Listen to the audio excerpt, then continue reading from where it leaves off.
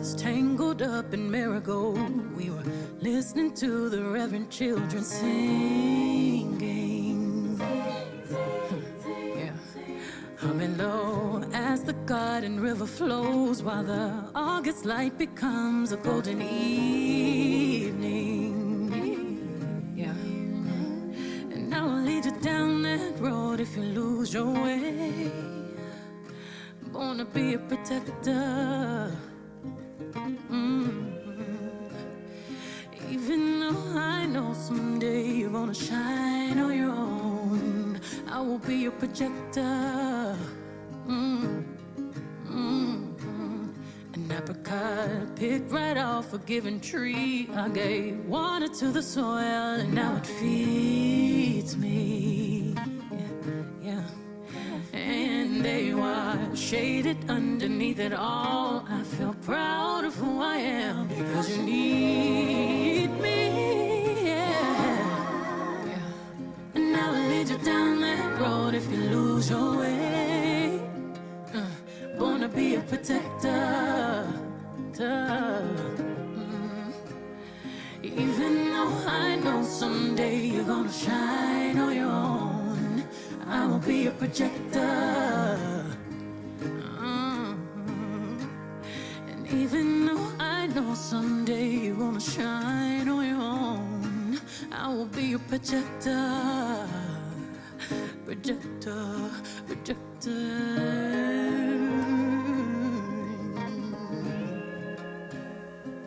I first saw your face in your father's case. There's a long line of hands carrying your name, lifting you up so you will be raised. Even though I know someday you're gonna shine on your own, I will be a projector. And even though I know someday you're gonna shine on your own, I will be a protector. Born to be a protector.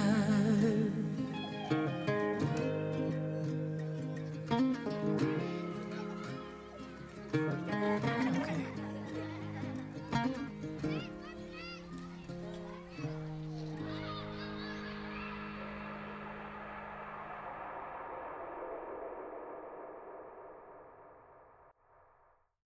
Loving you the way I do, I know we're gonna make it through.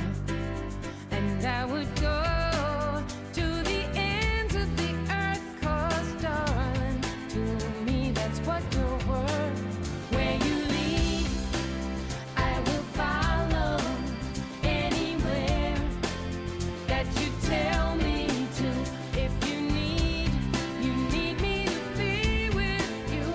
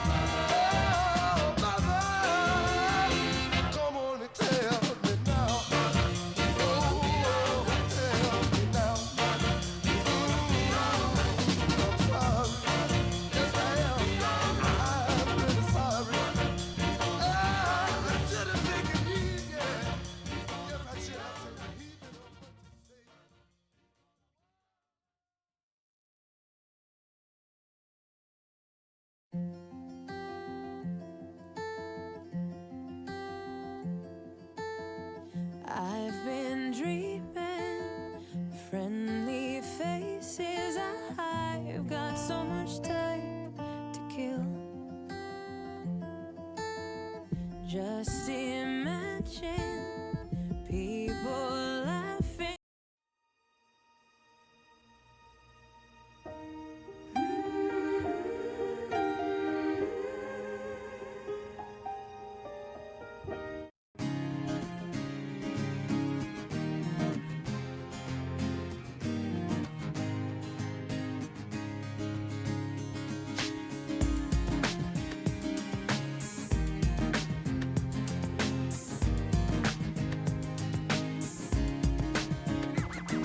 She used to be my only enemy and never letting me be free, catching me in places that I knew I shouldn't be.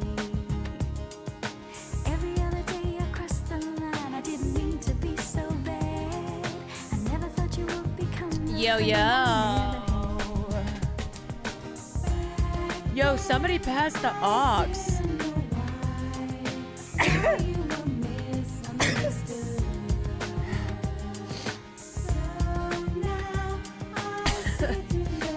Oh, my allergies.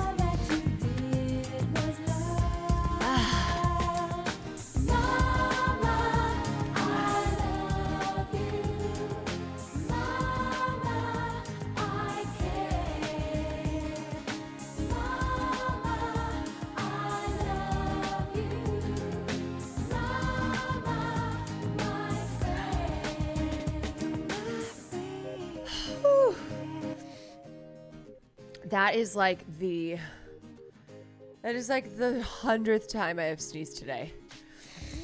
Oh, and it's been like 1, 2, 3, 4. 4 sneezes in a row. No, you know what happened, you guys? I went for a run outside for the first time in literally years. Like my eyes are watering. I went for a run. I barely made it. It was not very far, but I have not run outside. Wait, my live push notifications with the ACMAs. Oh yeah, I'm still there. I never left. All right, hold on. Let me fix that. I'm just crying because I love moms. I just love moms so much. You. Happy Mother's Day. Thank you, everyone. Okay.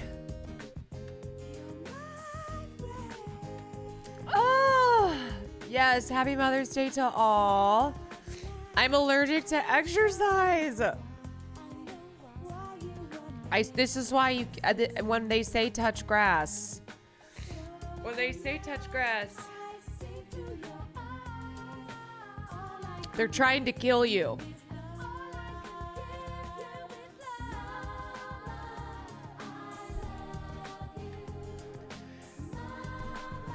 They're trying to kill you.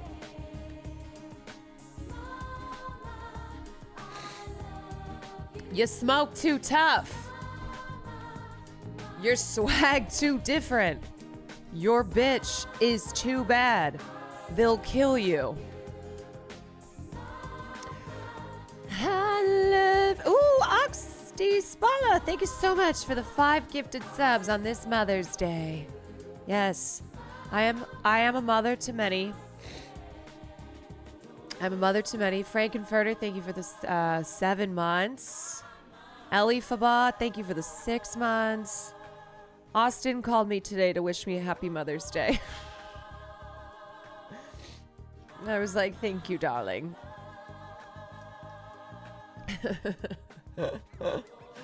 I'm just a single mom who works 2 jobs. God damn, do I love my kids. I love my kids.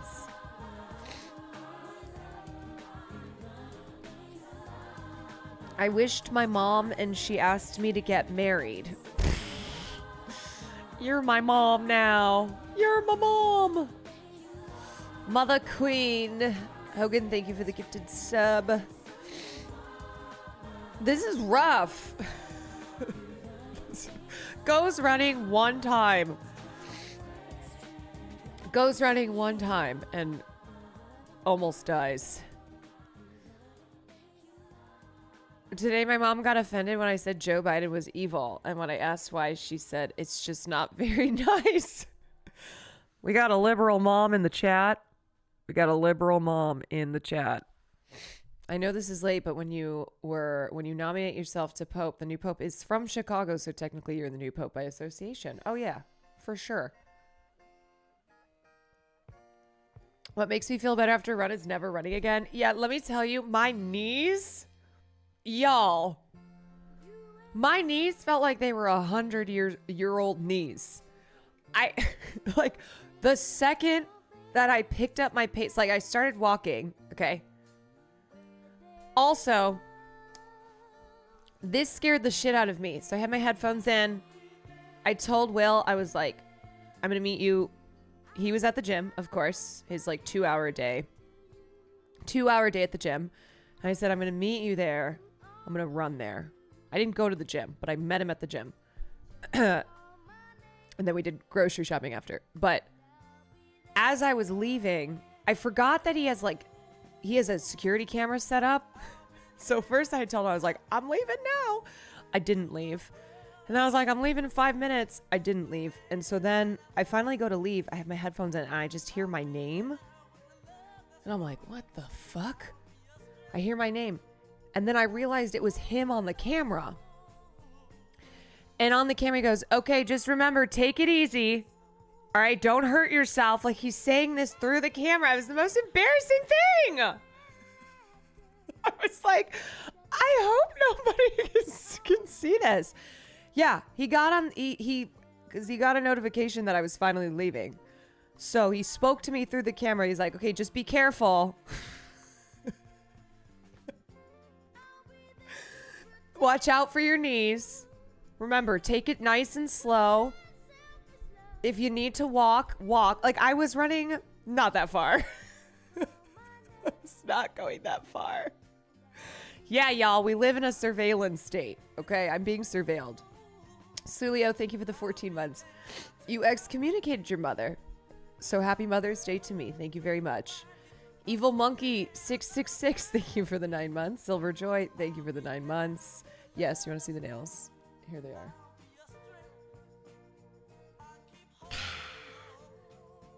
Yes, these are mother's nails. Will thinks you have grandma knees. I mean, I do, okay? Like, I have not run in a long time, so the advice was definitely warranted. It just freaked me out. Because I have my headphones in and I start hearing my name and I'm looking around. Then I realize it's the camera. He was speaking to me through the camera to remind me not to hurt myself. Is that your favorite nail shape? Yes. I love an almond. Love an almond. An almond nail. This doesn't look like the 60th ACM Awards. I know. I didn't realize until Sky pointed out that I had my notification set to Caroline is live from the 60th Academy of Country Music Awards. When I went to I went to D-Tune's birthday last night. What did Farley get me? Farley got me guilt. That's what he got me. When I went to leave my run, he looked at me like this. You're going outside without me, Mother. I hate you. That's what he got me. So when I was at D-Tune's birthday party last night, and I was talking to some people, and they were like, "Oh, I saw you were down in Texas. What was that? That looked awesome." And I was like, "Oh yeah, I was at the American Country Music Awards." And then I said something to the effect of like, "Oh yeah, I came back a Republican." But maybe I didn't make it sound as much of a joke. And there was someone in the group who I guess just probably didn't know me very well. And I think they thought I was serious about it. I was like, yeah, it really changed things for me. I went down there and I realized that I've been fighting my I've been fighting against my patriots, my fellow brethren. My fellow brethren. I'm not going to do it anymore. I'm joining the side of freedom. Joining the side of truth.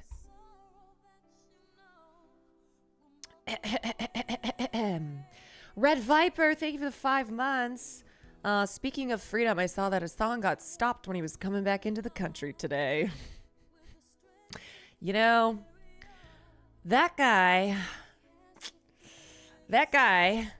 does not take things seriously.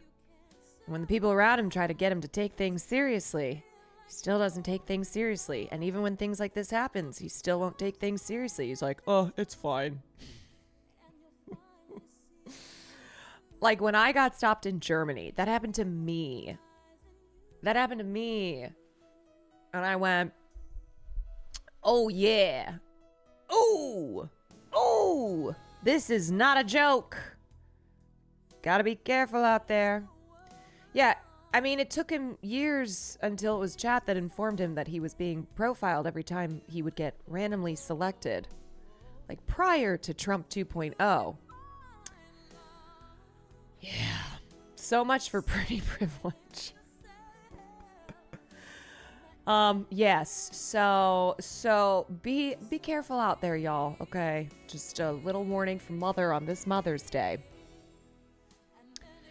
Yeah, he unironically said it wasn't that bad. Yeah, that's because he is so nonchalant. Too nonchalant. Little too chill about things sometimes. You know?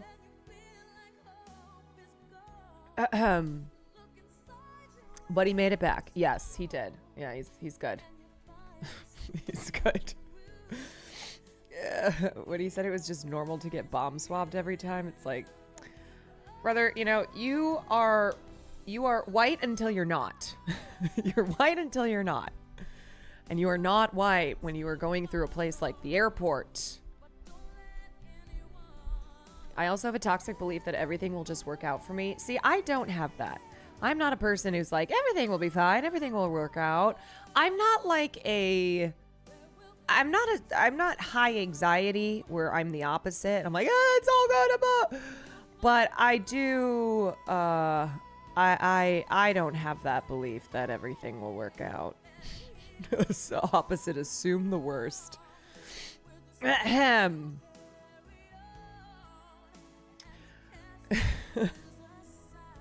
Yes.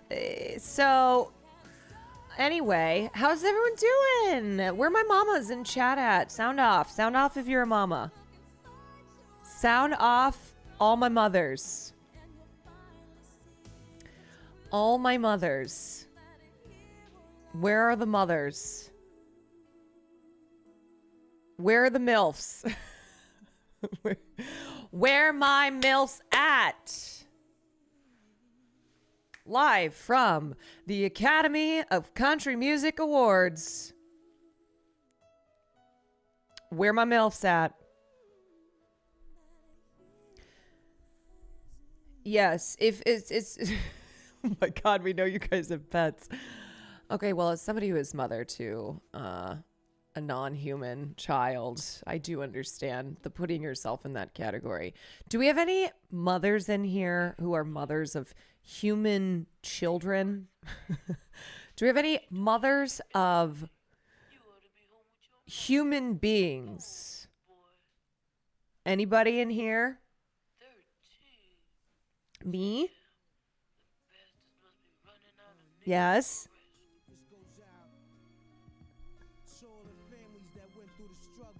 Do my adopted gay adult children count? You know what? They count extra.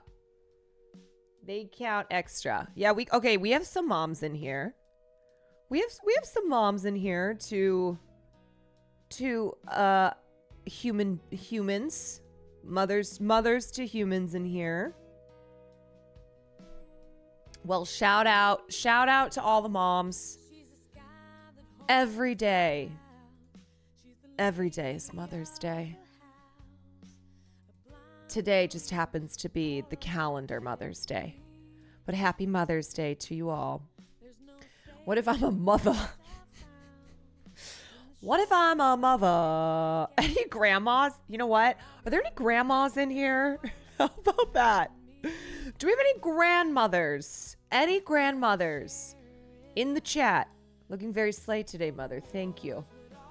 A fat Mexican child. Thank you very much. Do we have any gilfs? Where my gilfs at? Any gilfs in chat?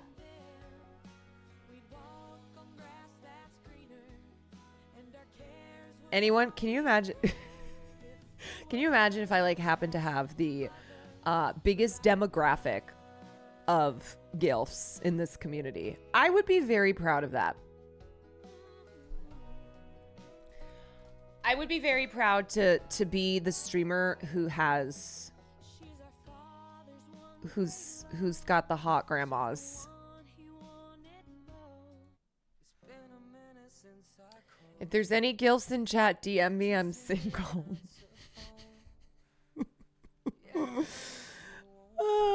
Someone on Twitch has to have the most gilfs. Why not me? Yeah, that's what I'm saying.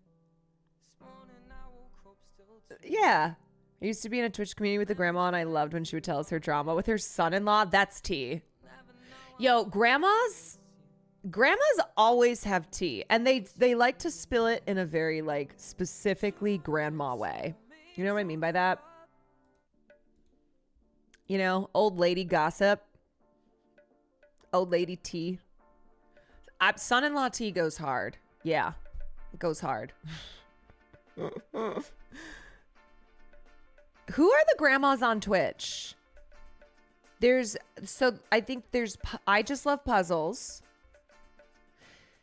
Who's the other grandma who plays doesn't she play WoW? Is it WoW grandma? Yeah, what's her name? Shout out. Shout out to the grandmas on Twitch. So there's WoW grandma, I Just Love Puzzles. I mean, depending on who you're asking on this platform, I'm probably a grandma as well. There's a drag queen granny.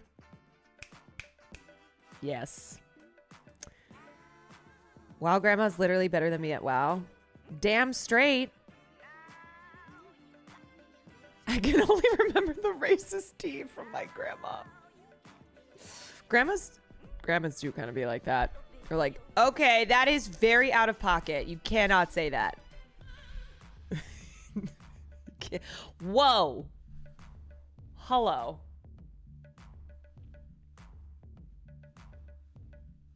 Aquamadre is a Minecraft grandma. It's so cute. I feel like Minecraft is a perfect game for grandmas. Skyrim grandma retired from making videos. She wanted more time to live her best life and just play Skyrim. What a queen. Yes. It's at Granny. She's live right now. Shout out to the grandmas.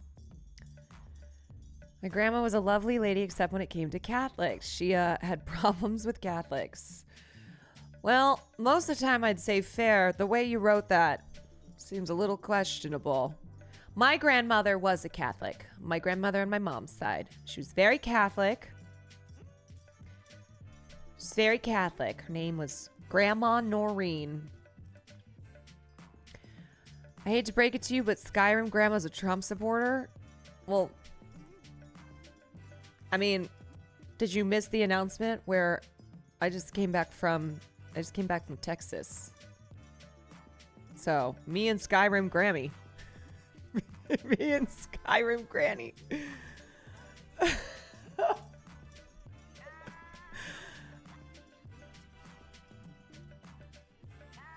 You know, Granny's not supporting Trump. I don't want you in here. All right, I only want my Trump grandmas in here. Give me the Trump gilfs, okay?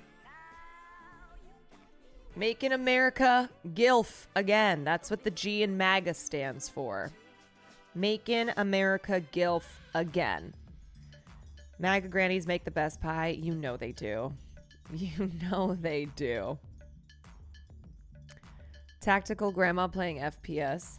Maybe I should just like I should just join them. I should just pretend that I'm a grandma, you know?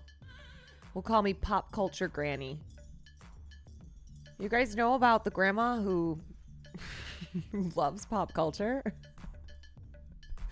She looks so young, too. My grandma was a decades-long Dem and voted for Trump in 2016 because of Benghazi. Lock her up. Lock her up. I don't think Club Chalamet is a grandma. Do you see Club Chalamet having a normal life? Like being married, having children, those children having children? Where would she get the time? How would Club Chalamet be able to run Club Chalamet if she's got damn kids and grandkids she's got to take care of?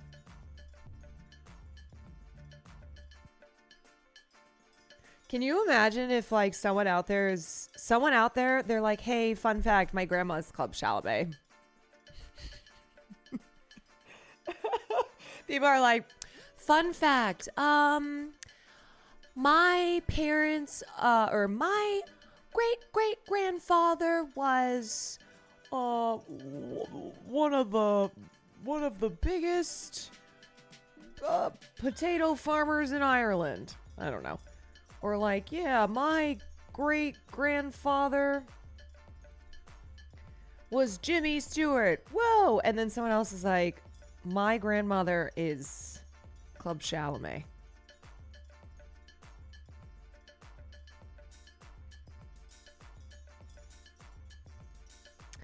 Club Chalamet would name all her kids Timmy. They would all be variations on Timothy.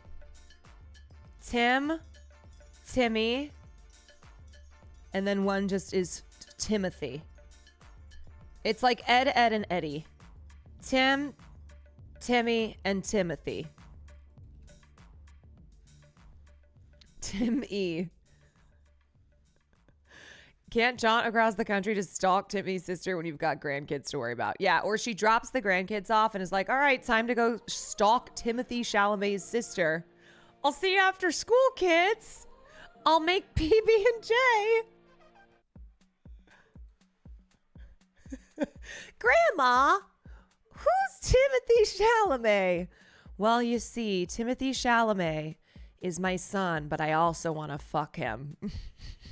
One day you'll understand. Hey, I lost my grandma a year ago. How do you deal with grief? Grief is love persevering. Remember that. Grief is love persevering. I don't have any grandmas anymore, but I do have Club Chalamet. Hearts to you. Hearts to you. You know what? Memories. That's how you deal with grief. You tell stories. You hold on to memories. And, you keep people around you who share those memories. Unless they're horrible people. Unless it's family where you're like, you internalize it and then you get bangs. Okay, well, that's Sam's way of dealing with it. You internalize it and you get bangs. Yeah. Silly Goose Grant, thank you for the prime.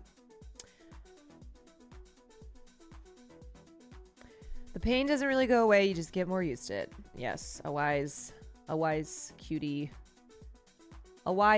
quote. Yeah,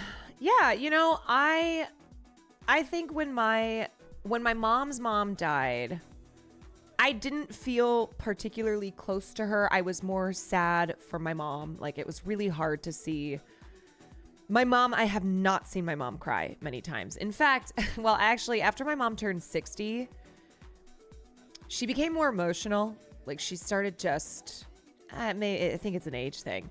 I've seen her cry more post 60 than I've seen her cry for the most of my life. My mom cried, I can remember it was like 2 occasions. My dad had a heart attack and when her mom was dying. And it was so hard to see my mom crying because my mother never cried. My mother's of the you just Irish that shit under the rug, crying and talking about your emotions was not something that she was raised to do. But then, after she turned 60, an age thing, I think looking at your life, I think changes that occur when you get older. But when my dad's mom died, when my papa, I was closer to her. When I first moved to LA, I would take her out to dinner. We'd go out to dinner like once a week. Well, she would take me out to dinner because I was broke. And then when I started having a little bit of money, then I would take her out to dinner. But yeah, we spent a lot of time together. And then when she started to really slow down, she had to move up north with my dad's family. And I just remember, I think I've told this story before, but in her final days, she started, I've never seen this from her, and it was only when she was dying, that the Chinese nationalism really jumped out. And she would be crying and be like, I know it's not a perfect country and they've done some bad things, but that is my home. And she would play the Chinese national anthem, like literally non-stop. We just had the Chinese national anthem blaring in my aunt's house, and like family was coming and going. People were coming to like pay their respects and say their goodbyes as she was in her final days. And it was just like the Chinese national anthem blasting through the house. And I remember showing up when I drove up to go visit, and I looked at my cousin. I was like, has this been? He's like, yeah, no, this has been the thing. This has been the thing. And I just remember her grabbing and being like, never forget where you come from. Never forget, never be ashamed to be Chinese. Like, I think honestly, to get real with it, when my grandparents came from China to the United States, there was so much racism. This was post World War II, even though they were not Japanese, they were Asian, and that was good enough. So they experienced a ton of racism in this country, had difficulty buying a house. So they raised their family actually in they ended up buying a house in a Jewish neighborhood. It was like the only place they could get a house. So my dad was raised, he was pretty much raised Jewish. Like he would go, like all his friends were Jewish. He kind of learned Hebrew a little bit, and he felt culturally Jewish. But anyway, so I think my grandma kind of pushed that down for a while. And so when she was at the end of her life, the Chinese pride took over. I have told this story before, yeah. Moon Flora, thank you for the 22 months. Orange guy, thank you for the 8 months. My dad was Jewish. Yes, just like our dear diva.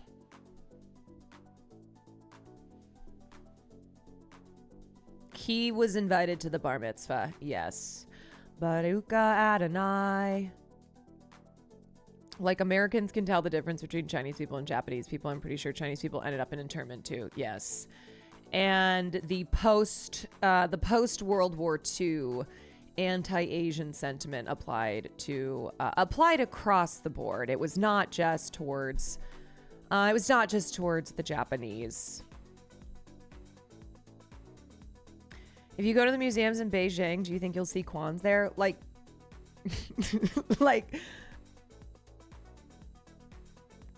their mummified bodies? Like you go and see they've been interned.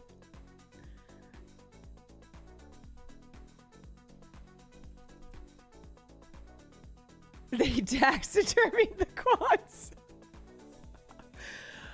As far as my family history, well, one day I got to get the book.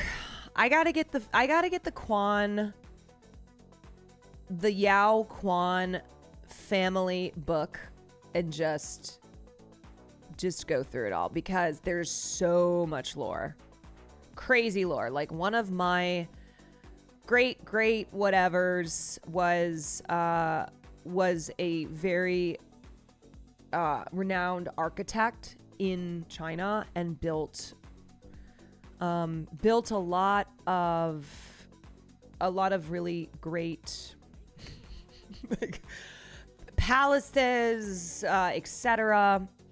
Another one of my great something was the doctor to the Emperor of China. So there's a lot of lore. It goes very deep. Very deep. Where's my family from? Mostly Beijing and then Hong Kong. Can we please have Mama Kwan on the stream? Well, Mama Kwan is Irish. Mama Kwan is not going to be the one who has the Chinese family lore. She probably knows some. Kwan is Cantonese. Yes. So my grandmother was Mandarin and my grandfather was Cantonese. My grandfather also worked on secret projects in the 60s. Or not in the 60s, sorry, in the 40s. And then he died in the 60s. My grandfather worked on secret things.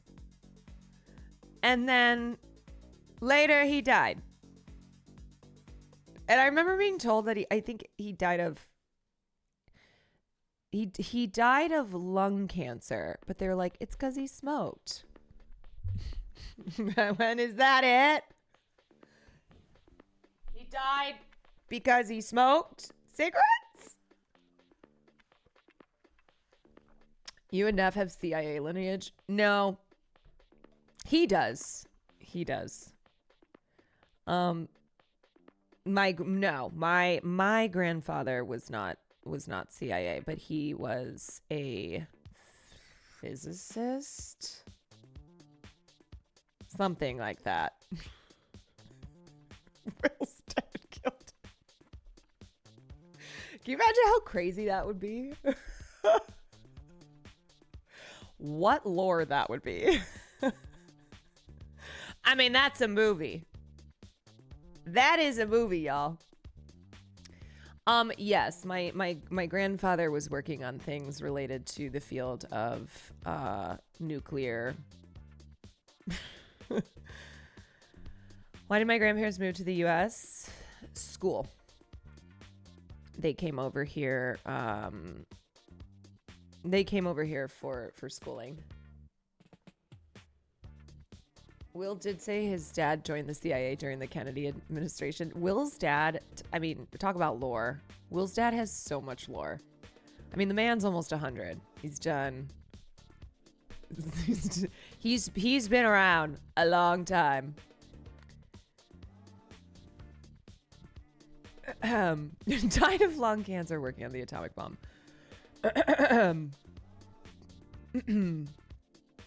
Did Grandpa Kwan know Oppenheimer? Probably. Was he the one who broke into the house when you were in Japan? Yes, Will's parents did that.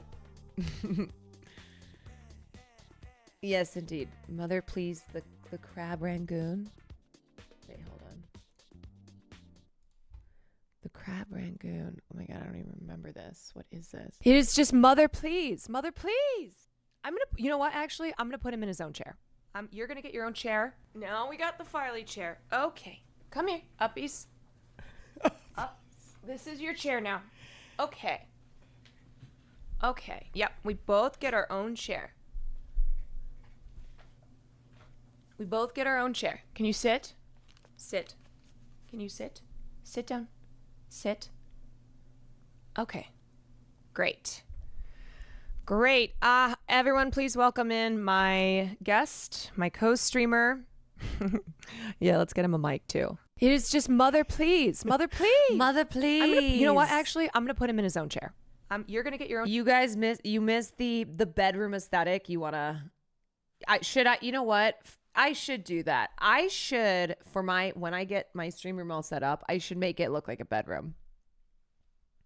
That's a great idea. I'm just going to make it look like my old bedroom. I'll put in a bed. Yes. You know, actually, I do love the idea of doing a podcast in the bed, like Megan Mullany and Nick Offerman, their podcast. It's in bed with Megan and Nick. It's pretty iconic. Like, come on.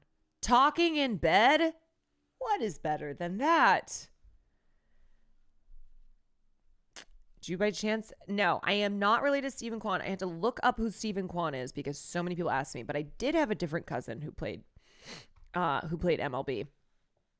On the Irish side, though. Put up a green screen. It's just the old setup as the background. I'm like, hey guys, exciting news. I've got a new stream set up and I'm going to unveil it, and it's just a green screen with the old setup. Movie hints. Yes. Okay, we're gonna get started soon. Also, we were supposed to do Subnautica Sunday. Sam and I had been working earlier to try and get it set up. There was an issue. We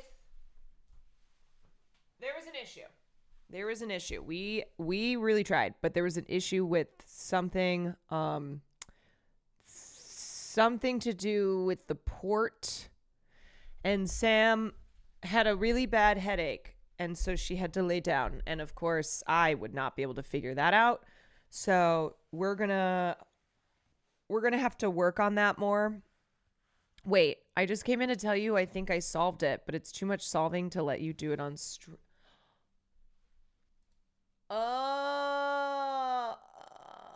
It's too much to let me do it on stream.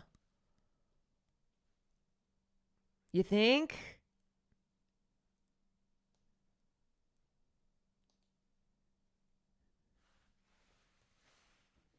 Like, the setup would be annoying to tell you to do on stream because you have to download something.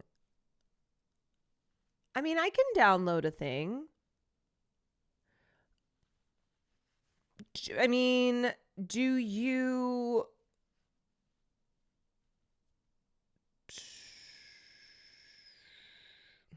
You know what? You make the call on it because you'll know better than me.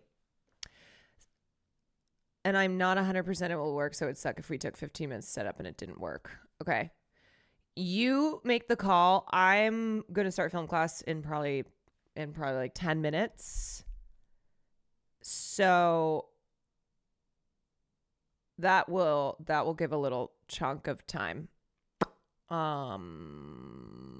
I love a settings stream. Con/Blitz, thank you for the 23 months. As a tech services VP, I would advise against this. Yeah, I mean, I'm really excited to get into oh my God, we already have a thumbnail. Houseophobia already has a thumbnail cooked up for our Subnautica adventures. Do you know if you have Hamachi downloaded already for anything? Do I have Hamachi downloaded? Hamachi. No, I only know Hamachi is like a fish. Should I download that right now? Okay, don't open it on stream. Okay. I don't have it. I look so happy in that pic. I know. This is real, by the way. Sam and I took this photo. So okay, well, it can leak IPs and stuff. Okay. You know what? Let's just make the executive decision to do this off stream. I think that's probably best.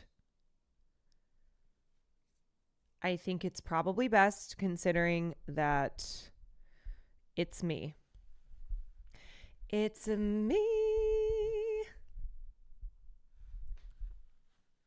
Okay. Yeah. So then you guys, the plan would be Tuesday, I think, because we have to do the podcast we do the podcast tomorrow night. So then Tuesday will be, yeah, I would definitely find a way. Carolique over here. Okie dokie. But I do have something else in mind for tonight. So, y'all, here's what we're doing for Mother's Day. Mother's Day film class. You know, I thought about it because there's a lot of iconic mothers from horror movie history. But then I was like, maybe I actually do something else. Because I'm thinking about playing a game that's in the horror genre. So just want to shout out some of those mothers real quickly.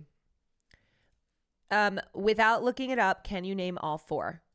Can you name all four of these mothers? 1, 2, 3, 4. No cheating. Number 4 is literally me earlier. And let's see if anybody's got it.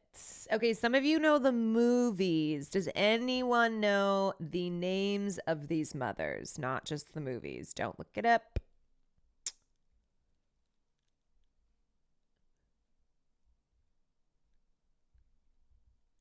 Okay, so number one, we have Pamela Voorhees. That's right, Mrs. Voorhees. Mrs. Voorhees, Jason's mama. We've got mommy, mother, mom, and mother. And then who do we have here? Let's see. Yes, Mrs. Loomis. Does anybody know Mrs. Loomis's first name? Anybody? That's a little bit more of a deep cut. Not like deep cut, but Nancy. Yes. Nancy Loomis, who is mother to Billy Loomis. And then this one might be a little tricky. I think a lot of people know the movie, but do you know her name and not Toni Collette? Yes, it's the mom from Hereditary. Annie, yes. Annie. Now, this is probably the hardest one. Does anybody know the last name? I wouldn't even know it.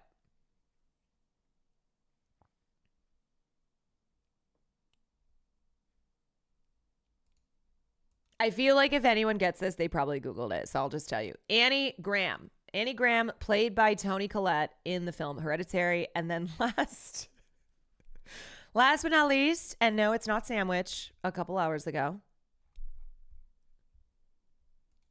Who do we have here? That's right, everybody. Norma Bates.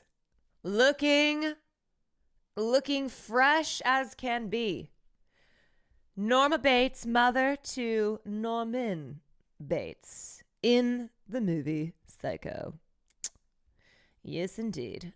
So there are a lot of, like iconic final girls in horror history. And there are also a lot of iconic mothers in horror. Oftentimes the villains, right? Turns out that the killer was the mother. The killer was the mother. Or mothers who like deeply damage the villains. I'm talking Carrie's mother, you know. Mrs. White. Number 4 got buccal fat removal. Yes, you guys, this is why you do not want to get buccal fat removal, okay? Because it will age you. It will age you rapidly. Norma Bates got buccal fat removal, and look at her. We all go a little mad sometimes. That was the quote that I had on my Instagram bio for a long time. The mom from Hereditary was a jerk, but she's not the worst up there. No, I was like trying to think of just, I was going through lists. I'm like, who else should I put up there? And then I threw up there. I threw up there because also though, she was horrible too. And yes, the circumstances were tragic, but she was awful to Peter. Poor Peter. I just learned today. You just learned it's not pronounced buckle. No, it's buckle, like a belt buckle. And does anybody know the connection between the film Scream and Friday the 13th? Does anyone remember what the connection is there? Anyone? The opening? Yes. Yeah. The question at the beginning? Yes. Ghostface asked Drew Barrymore who was the killer in Friday the 13th. And she says, Jason Voorhees. And he says, wrong! No! It was the mother, Mrs. Voorhees. They're both horror movies. You know what? Good guess. Okay, anyway, there's a little Mother's Day trivia for y'all. So, what we are doing for Mother's Day Film Class Sunday is we're now watching a horror movie, but we are watching a film that I'm assuming many of us have seen, and I'm assuming many of us saw multiple times in our childhood. And this is a film that came out in 1993. And it was okay, so it came out in 1993, and it stars a very beloved comedian. A very beloved comedian. Ooh, who talks like this? Ooh. And it won the Golden Globe for Best Musical or Comedy. And the star of the film also won the Golden Globe. And then it won an Oscar for Best Makeup. And actually, I just saw a story in Variety that that Greg Canham, who was the makeup and prosthetics artist behind this film, Dracula, The Curious Case of Benjamin Button, and Vice, died. Yeah, this happened yesterday. He died at the age of 73. He was the one who won the Oscar for doing the makeup and prosthetics for the film. So the film, now I know you're letting me know. So I mean, I already did it though. Someone else is going to have to be dead. Not like I want anyone to die, but yes. So for Mother's Day, we are watching the 1993 Chris Columbus film. Chris Columbus, not to be confused with Christopher Columbus, who was a real joke, but Chris Columbus, who was also the director of films like Home Alone and I think Harry Potter. So not to be confused with the colonizer, Christopher Columbus, but Chris Columbus, who directed this film. It was the second highest grossing film of 1993. It grossed almost $500 million on a $25 million budget. And it is the film Mrs. Doubtfire. Yes, Mrs. Doubtfire, starring Robin Williams. And I was like, you know what? This would be a good Mother's Day movie. I've been needing to watch this. I've been needing to rewatch this. So I feel like it's a good choice. It's a good choice for tonight, for Mother's Day. No, we haven't watched this before. I've considered watching it before, but then I haven't. I have not. Is that a Father's Day movie? I mean, I'm calling it a Mother's Day movie because of Sally Field and Mrs. Doubtfire. It's one of the Robin Williams one I haven't seen before. Well, it is iconic. It is iconic. The character of Mrs. Doubtfire is an icon. I actually learned when I was like looking up facts of the movie, which I like to do before every film night. I learned, so I knew this was Mara Wilson's film debut. So she plays one of the kids. Mara Wilson, who also then went on to play, Matilda. But apparently Blake Lively had auditioned for the role as well. And it came down to Blake Lively and Mara Wilson, which is wild. Also, Ben Shapiro's cousin, but she's super based. Yeah, Mara Wilson is super based. Just happens to be related to Ben Shapiro. Okay, this is not even remotely what I thought we were going to watch tonight. This is one of my all-time favorite movies. I used to have this on VHS. Yes. Yes, indeed. That's why I said a lot of people probably watch this as youngins and watched it many times.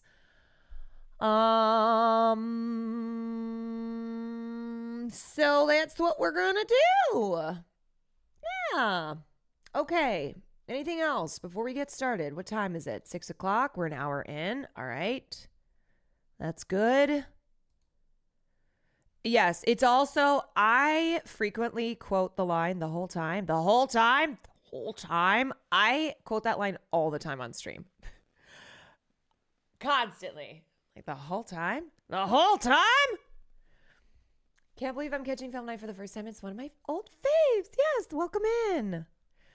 So anyway, just a reminder that a lot of people have seen this. A lot of people have seen this a lot of times, but some people haven't. So don't do any spoilers. Not that there's not that it's like a movie where, man, if it gets spoiled, I don't even know what the spoilers would be, but you know what I mean, okay?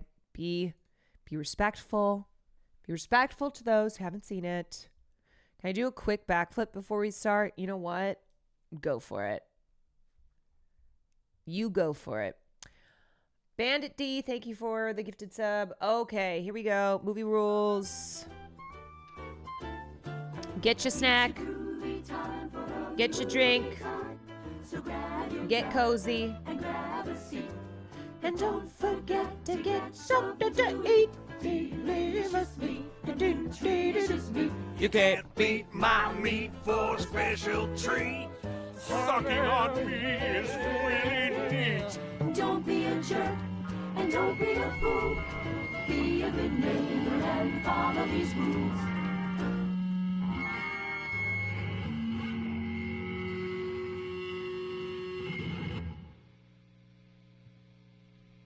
What are these rules? Remember to keep your shoes on at all times. Don't pull your penis off unless you really need to. Indecent exposure is a class 2 felony. Don't talk watch. Don't talk watch. You can't real watch it. Don't let it work out. We still have a fucking money. Do not can't call take out the seat that follow you while sitting there. I am everywhere at once, and I will cut you off if you make out here. I will cut your lips and tongue from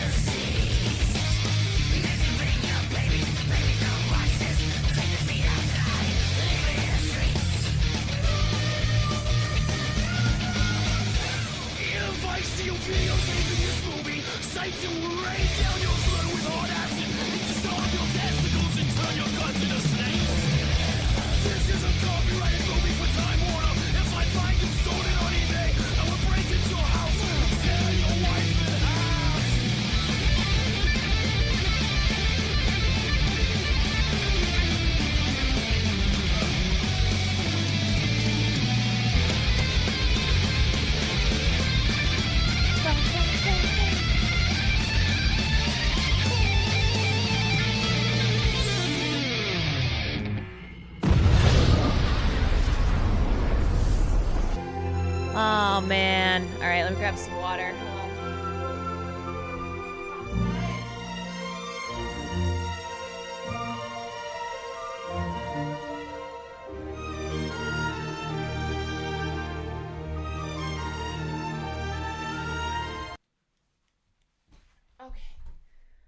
Alrighty. Fuck, I missed it. Did you just get here? You just got here? Well, where were yous? Yeah, so that is Mrs. Doubtfire, 1993 film. And funny enough, the screenwriter, the original screenwriter of the film had been fired because the studio did not like the ending of the movie because the parents didn't end up together. But then they changed it to where Robin Williams and Sally Field end up together. They tested it, realized that it was wrong, like it was the wrong decision. So they rehired the screenwriter, Randy Singer, and they kept the ending that Randy Singer had put in. Would have cheapened the whole story. Yeah. So ultimately, like, look, you know, this is a film that is 32 years old, and there are certainly things about it that are like, oh, ew. As a lot of films, not even that old, are. But I think the story of this being a couple who divorces, and it being not like this, not like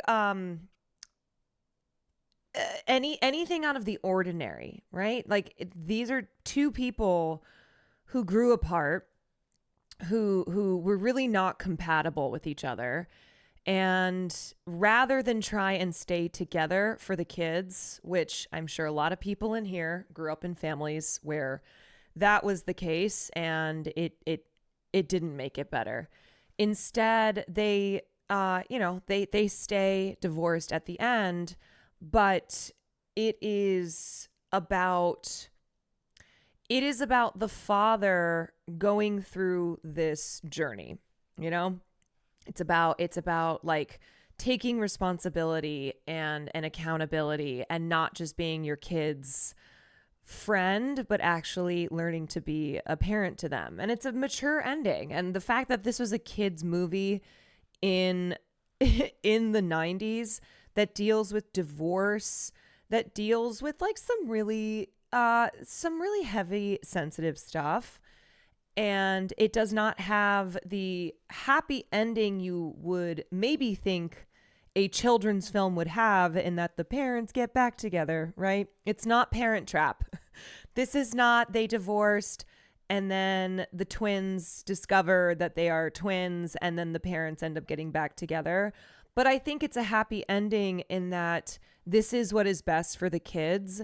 And we see the character of Daniel go through this growth because he does this crazy thing to be in his parents' lives. But what we see through his journey as Mrs. Doubtfire is that he gets to a point where he does not need Mrs. Doubtfire anymore.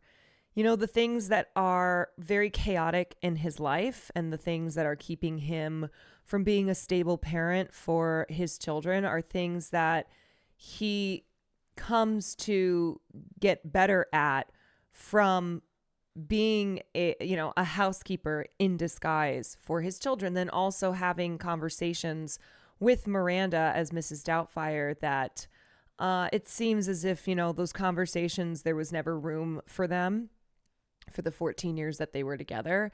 And so we see those moments where Daniel, as Mrs. Doubtfire, is really listening to how his wife felt and realizing, like, you know what, actually, we aren't meant to stay together. Because initially he was like, no, we'll get back together. Like, this is my family. We'll get back together. But he takes accountability, sees how he fucked up his part of the relationship. Yeah, I mean, the ending where it's like, you took my kids away from me. you know, it kind of erases the growth that Daniel did, but ultimately, like, you know, this is a film where I think for a lot of kids who were the children of divorce, it was an impactful one. And the scene at the end where Mrs. Doubtfire is reading a story, from a kid who sends in a letter, and they're like, you know what? Sometimes parents don't stay together. Sometimes parents split up and they get back together. And then sometimes they don't get back together, and that's okay. Like, that's how life goes. And I think that was a message that at that time for a children's film was like really not one, was like really uncommon. I think what's fucked up is I wanted my parents to divorce. Yeah, I mean, there's a lot of kids who like, kids can be stupid, but kids can also be smarter than they're given credit for. And one thing Daniel says to what's his name, the guy who he's like pitching his show idea to, is he's like, don't infantilize kids. Like, don't treat them like idiots, you know? Give them something that can really speak to them, because they are more perceptive than we give them credit for. And I think that's the thing with kids in families where the parents have, where there's interpersonal issues. It's like the kids know, kids sense turmoil and problems with their parents. Like, that's not something that parents might hide some things, but they get a sense of it. Oh yeah, I knew everything. Yeah, I mean, I have a lot of friends. My parents didn't divorce, but like a lot of friends whose parents did divorce. And a lot of them said like they wish their parents had divorced earlier, where they waited till they were out of the house, waited till they went to college. And it's like, I wish they had just done it when I was younger, because it was pretty fucking miserable. There's a deleted scene in which Mrs. Doubtfire convinces the neighbor who snitched to water her plants with dog urine, and by the end of the film, all her flowers are dead. Yeah, there's a few deleted scenes from the film. Just by being himself, he created a career for himself in the movie that kind of negates the whole you can't be yourself and have your children and mentality, right? No, it wasn't a being yourself. The problem was that he was unstable. The problem is that he was another child in the family, which you could see from the birthday party where Miranda had planned, the whole thing was like, she had planned a dinner, she had planned this, but of course, like he creates the fun mess that then she has to be responsible for. Like, he wasn't taking things seriously. And so when we're introduced to Daniel, he loves kids, okay? He quits his job, he yells at his boss because he cares about kids. Like, that's never something that's in doubt. And it's really like the the saving grace for him is that he loves his children. And no one doubts that he loves his children, but it's a matter of, is this a responsible parent?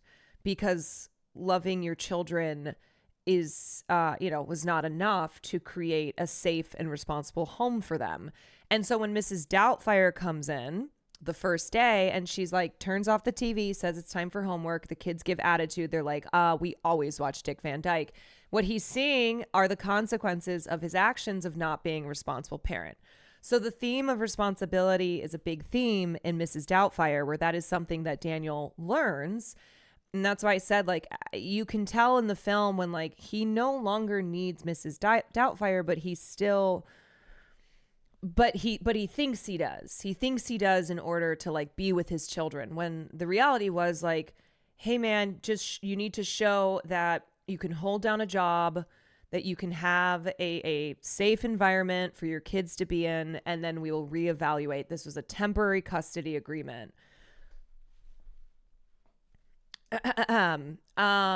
This movie hits me harder now knowing his real life divorces and how much he loves Zelda than having to go through dementia. I know. So, you know, there are, like I said, it was funny, like the line, it's the 90s, and also having Mrs. Doubtfire host this show at the end, which, like, if that were to happen today, you know, it would be all over Fox News. But also, you know, there are things about the film that are watching in modern times, outdated, like, you know, jokes that don't work, that are, they just, in 2025, it's like, eh. But the other thing to keep in mind too is that cross-dressing as a form of comedy. You know, we watched Some Like It Hot. We haven't watched Tootsie before, but these are like famous films, famous comedies where that is like a comedic premise of the film. And nowadays, like Birdcage, yes, Birdcage. And I think like some people will look at the use of cross-dressing as comedy. White chicks also. We watched Birdcage for film night. Today it would be taken seriously. Well, I think what it is like, because that became then, you know, things become tropes, and then it can become like a lazy form of comedy. But this movie is 33 years old, where one, I think Robin Williams really anchors this film, and I also think Sally Fields does as well. I think they're both such good actors that they help the film to, in my opinion, to retain its magic for me that I like remembered from when I was a kid, and also make the real shit hit still. Like Sally is, they never go over the top. Like, of course, the comedy moments, you know, they heighten it. It's you see it coming, and then you watch it play out. But the real moments, they play close to the chest, and I think because they show such restraint in it, especially Sally Fields, like it does keep the film grounded in the messaging of the film. No, they're not making fun of the cross-dressing. No, but I think because in 2025, because of the sensitivity around how, you know, what, like the politics of today, and that when something is done in a movie so many times, so like if you never watched Mrs. Doubtfire and you're watching it for the first time, you're like, maybe you've seen a million films where cross-dressing for you know, for comedic purposes is not something that you haven't seen before. Yeah, and also because I think the just it's basically, this is something where when you watch an older film and then you consider it in like in modern contexts, you might be like, oh, I'm uncomfortable, or like that doesn't work, etc. But I do think overall the use of dressing up as a woman as an old woman in the film was not done in a way to be mocking. Like, it wasn't supposed to be that the joke is, it's like the point of the film is not that, is not to mock somebody who would dress up in drag, or somebody who you know, has nothing to do with like making a statement about gender nonconforming or anything like that, you know.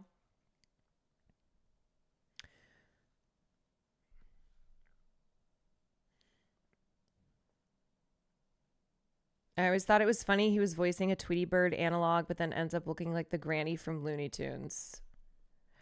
Wait, he does look like the granny from Looney Tunes. I never thought about that.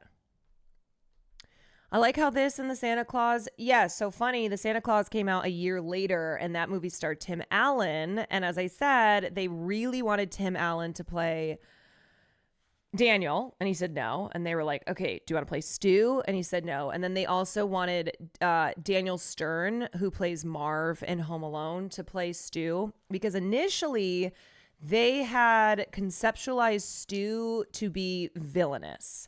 And I think they made the smart choice to cast Pierce Brosnan and to not make him a villain. That he's actually that even though he is villainous to Daniel, because Daniel sees him as like taking his family and like moving in, you know, Daniel realizes that actually the problem here is not Stu. So making him not a real villain was the smart decision. It's because of Home Improvement, right? Tim Allen was very, very popular in the 80s and the 90s. Well, you know, he was a stand-up comedian, and then he did Home Improvement starting in the beginning of the 90s.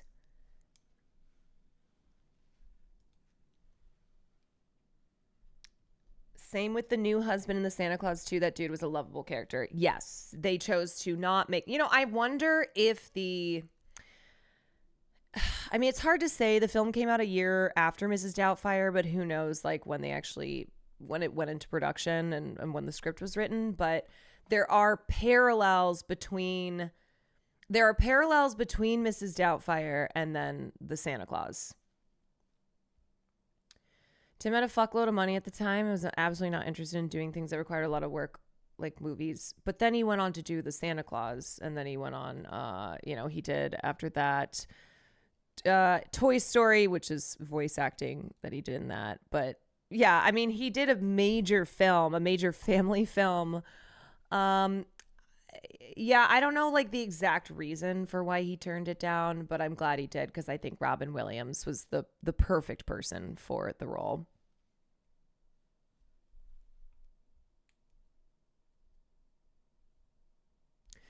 My Zoomer brain was not okay with that movie. That was probably my least favorite movie that we have watched. Well, look, I never will say that you have to like love every movie.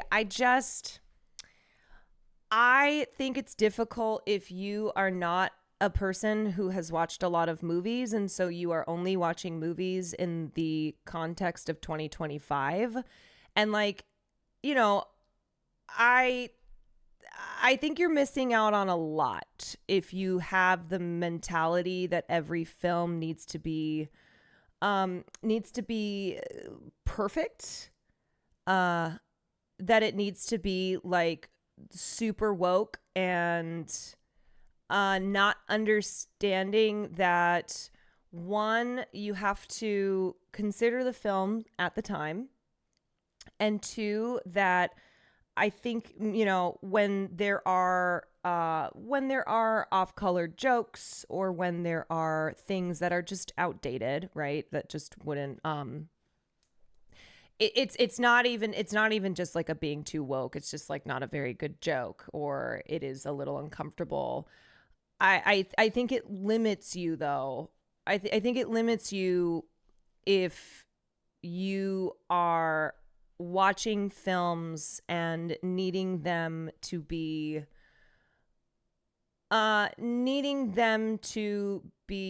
perfectly aligned to what your politics are in 2025. Like the F slur was used commonly in the 90s. Like there's a lot of films from childhood where they say the R slur, they say the F slur. Like that was common, you know, the 80s. Like there are plenty of movies where there are bad portrayals of, you know, there are bad stereotypes, etc. And I think it's like being able to identify those and know when something is outdated, but still being able to appreciate things from films. And also, like, it's not to say that movies that come out these days are all perfect. And in fact, the ones where they try very hard where they're very clearly like pandering or being, you know, when it's like the Disney film comes out and the writing is bad, but they're like, look, we have a diversity in our cast, but the writing still sucks. It's like that's not going to make a good film.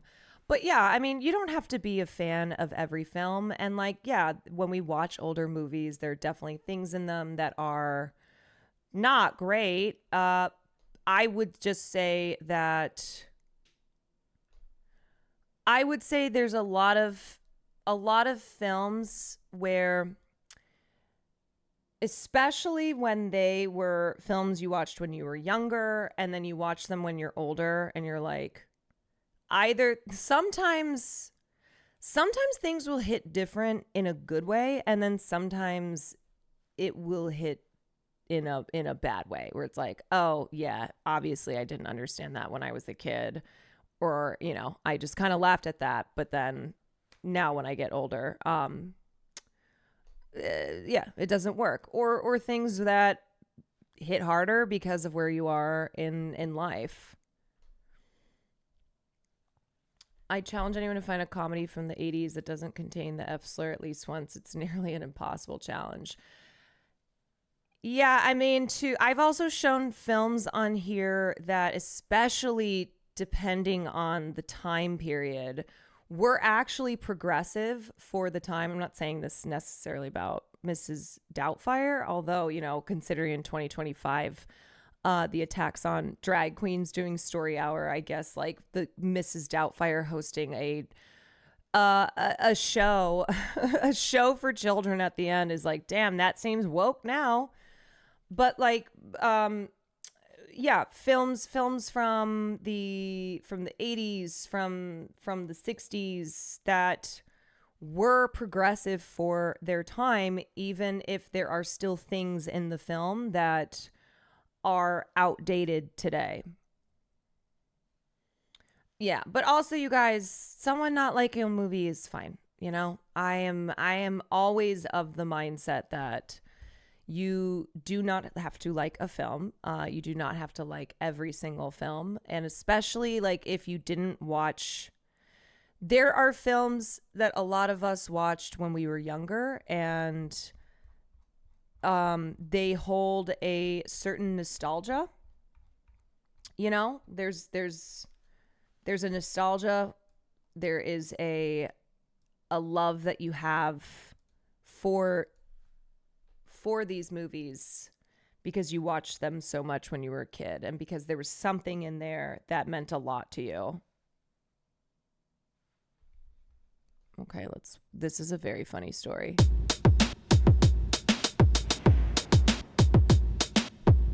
You don't have to like film in general. Okay, whoa. Okay, whoa. Hold on a second. I didn't say that. Now, wait a minute. The irony is the older anti-woke crowd loves Mrs. Doubtfire but would never admit it nowadays. Yeah, where it's like, so you love this film because it's Robin Williams and because it's a film that a lot of people saw, and it was, I think even in like 2013, it was the most common film on cable. Like it just was constantly playing. Like I remember when we first got cable in my house, like Mrs. Doubtfire was a movie that just played all the time. But yeah, that they would like not, it's like they love that movie, but then have been convinced that something like Drag Queen Story Hour at elementary schools is this dangerous thing. The Mrs. Doubtfire accent became Yeah. Oh. Yes, we want to know about Mrs. D. Initially they did the makeup test, and I started doing the voice. It sounded like Margaret Thatcher. And I realized that would scare the shit out of a kid. Right. No, sure, it's time to go to bed now. No, don't go to bed, or Mommy's going to fire a cruise missile. No, it's just... So I started to play with the voice and go for some, like, this weird... There was a costume designer named Merritt. She had a very soft voice like this. Mm-hmm. Very sweet voice. And there was a Scottish director named Bill Forsyth who I'd worked with. His voice is almost like that, so I combined the two. Right. And eventually made her sound very much like this. So she could say really nasty things, but be very sweet about it. Yes. My first husband, Arnold, he was a sweet little man. I called him a minute egg. That's how long he lasted. But I was once dressed as her in San Francisco, and I walked into a sex shop. And I tried to buy a double-headed dildo. And I was going, that one right there, the big one. Do you have anything without veins? Something without veins would be lovely. That'd be something. And I could see this guy behind the counter going, whoa, this old lady. And a lube. I need something. A scented lube would be nice, too. A sandalwood lube, something like that for a probe. And finally the guy realized it was me and went, get out of here, Robin, you asshole. But I got the lube, which was lovely. Yes, yes. And then here is Robin winning the Golden Globe. Whoa! The nominees for Best Performance by an Actor in a Motion Picture, Musical or Comedy are Johnny Depp, Benny and June, Boo. Tom Hanks, Sleepless in Seattle. That's Rita Wilson's husband. Kevin Kline, Dave, Colum Meaney, The Snapper. Robin Williams, Mrs. Doubtfire. And the winner is Robin Williams, Mrs. Doubtfire. Oh dear, it's so phallic in many ways. Big and round. All right. Yeah, I know. I feel like I'm channeling now. Oh, great. Should we just hold on? I have a list here. I guess I am happy to be here. Look! We found it! Sorry. Okay. Sorry. I want to thank a lot of different people. I'll read it off real quick because we've only got a little bit of time, and if I start shaking, it's my nerves. It's not the room. The exits are here and here. I'd like to thank Joe Roth, Roger Birnbaum. They started the movie off. Peter Chernin, Tom Jacobson, Elizabeth Gabler. Thank you, Elizabeth Gabler fans. I'd like to thank Pierce and Sally and Harvey Firestein, the best technical advisor you ever need. If you're ever going to play a woman, call Harvey. It's a great thing. Drag races understand it. The two writers, Randy Singer, Leslie Dixon, and Chris Columbus, who is so young. He's amazing, and he also has that great parade in New York. He's incredible. The makeup artist, they say behind every great woman is a great behind, and I'd like to thank Greg Canham, V. Neal, Yolanda Tussing, who, you know, there's no face like foam. You know that. And Mark Radcliffe, who did some great producing, and I just want to thank my wife, who makes it possible to do these amazing things, who's incredible. And the weird thing is I was reading my laundry list, and I wanted to say hello to all my kids at home, and Zelda, up, up, up. I don't know what that means. She's 4. They're wild. Thank you. This is really extraordinary. Thank you very much. This is great.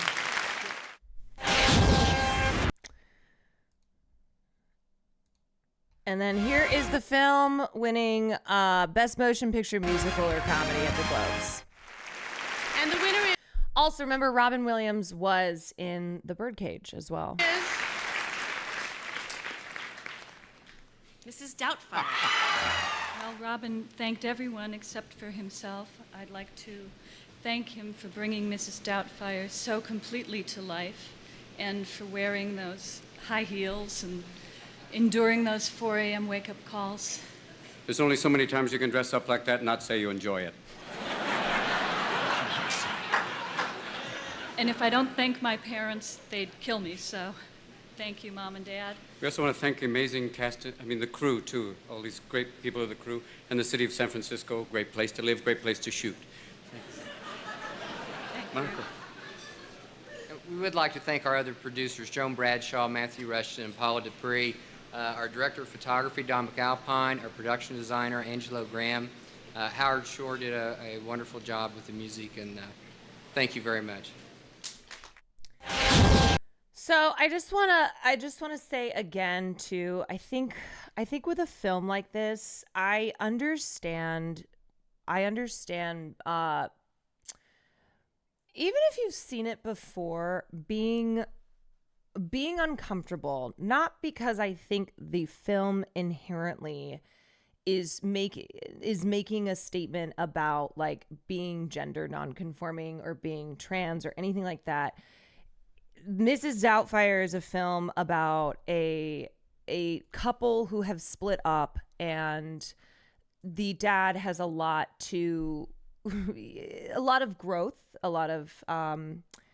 has to go on this journey in order to get to be with his children again. And so that's what the film is. But of course, like what happens with movies where, like I said, you know, a man dressing as a woman, being part of the show, or sorry, being part of the film, that is something that people who are problematic, who are hateful, who are like in this day and age awful, and hold views that like, oh, laughing at a man wearing a dress is a good thing, and that's what they take away from that. And I've read like various opinions on this film from people who are gender nonconforming and people who are trans, and like some of them really love it still, or maybe that was the first time they've seen it, and then others are like, you know, I found it upsetting, not because I think the film is trying to be transphobic or like that's not, you know, they weren't making any statements of that, but it is, I think in particular, the scene where the son catches him peeing in the bathroom. And I think the reaction there, because that is the reaction that a lot of GNC, a lot of trans people have experienced in their journeys, and like that is a personal thing. And so, you know, I just always want to like, I want to respect how people feel. Their experience in their lives is going to inform how they feel about a film. And a lot of times, especially, you know, with how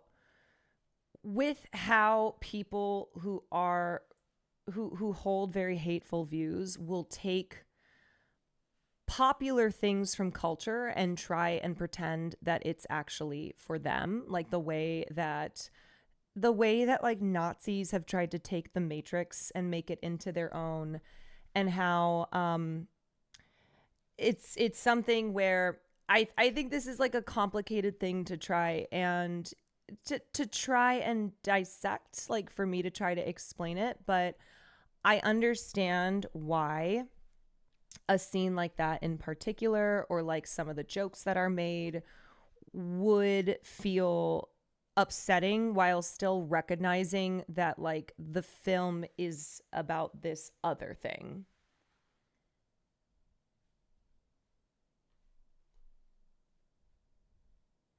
My Southern mother wouldn't let us watch Mrs. Doubtfire solely because it was a man playing a woman. My God.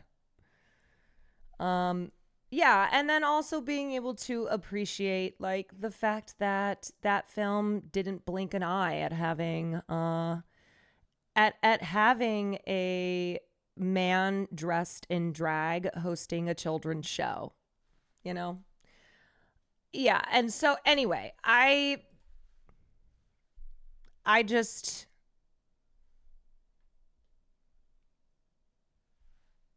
as a trans person, honestly, this is a gender moment for me. Even recognizing the flaws, including the pissing scene, felt like real moments of the time. And then add the ideas that people actually accepted Daniel as Mrs. Doubtfire outside the idea that she was tricking his family, which I guess is another bad thing. Right.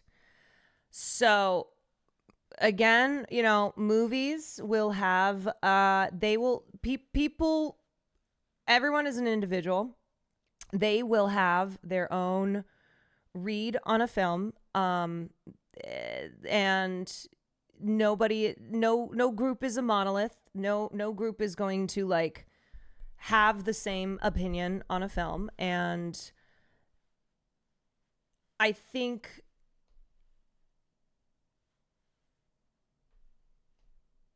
I think like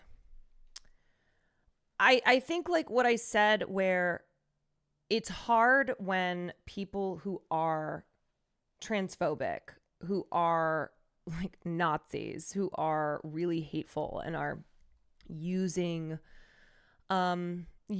films from whatever time period, you know, but nowadays trying to be like, see, this was a film that supports my views. Like, this is funny because it is demented. And it's like they are taking their ideology and projecting that onto popular culture so that they can like have a hold on popular culture. Mumblecat, thank you for the 24 months.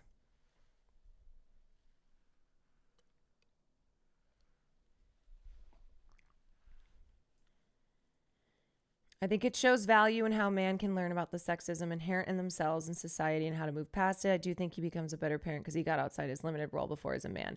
Yes, I mean, ultimately it is about Daniel's journey and the message about families splitting up, but it had, you know, like as a kid, it's not your fault. And I'm also like saying all this with, it is a kid's film, right? This is a kid's film. It's not an art house film. It is it's not a film that was intended to be super deep, right? Like, I think it's pretty upfront with its message about sometimes mommies and daddies split up. Sometimes they get back together and sometimes they do not. And that's okay. And it's not your fault. Like, literally what he says at the end when reading the kid's letter and then responding to it is what I see as like the message of that film. You know? I'm just like, I'm not trying to get too deep with a kid's film, but I'm also trying to explain why, like, I understand if people who watch that film are like, you know, it's just not for me. The Fairy Godmother, thank you for the 2 months. Never seen this movie before tonight, but as a trans person, it was the divorce commentary that was really moving for me. I don't think this qualifies as trans rep. No, it's not. And it also like isn't a film that was ever trying to be that. But the family dysfunction is super real. Totally. Like, that's the point I'm trying to make, is like, this is a film that was intended to be about family dysfunction and is obviously a comedy.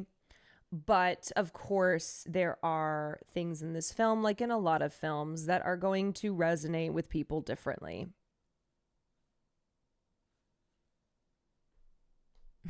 Divorce is okay. That's woke talk. I think it's trying to validate families of all types as best as it can in a 1993 movie. Mm-hmm.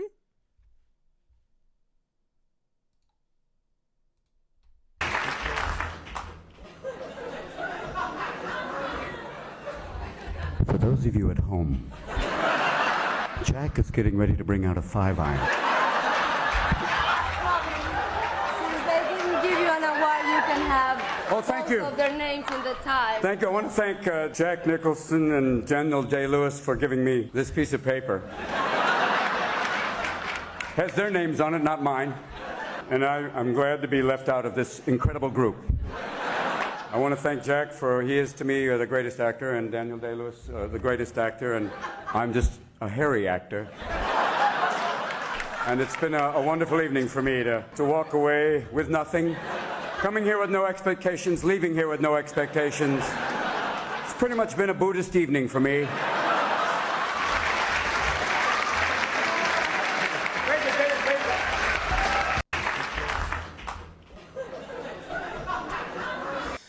And you know what? Goddamn, I miss Robin Williams. Robin Williams was just... He was just such a one-of-a-kind talent. And it's why, like, any film, too, with Robin Williams feels feels still like a treasure to me because he's no longer here. And like, even the Robin Williams films that aren't that good, it still is special because Robin was in them, and that is what remains. You know, obviously it's not just the films that he did, his comedy, etc., but those are relics of an enormous talent. And the thing about Robin too is he was a performer who wore his heart on his sleeve, right? In the films that he was in the interviews that he gave, he was a person who held a lot of pain and used comedy as a way to push past that pain and also help others. And there really, like, he was such a singular talent, not just in his ability to do a lot of funny voices and play a lot of different types of characters, do drama and comedy, etc., but because he just operated with so much warmth, and there was such a feeling of genuineness with him. I just can't believe he survived all the time in that board game. Triple feature: Mrs. Doubtfire, The Matrix, and I Saw the TV Glow.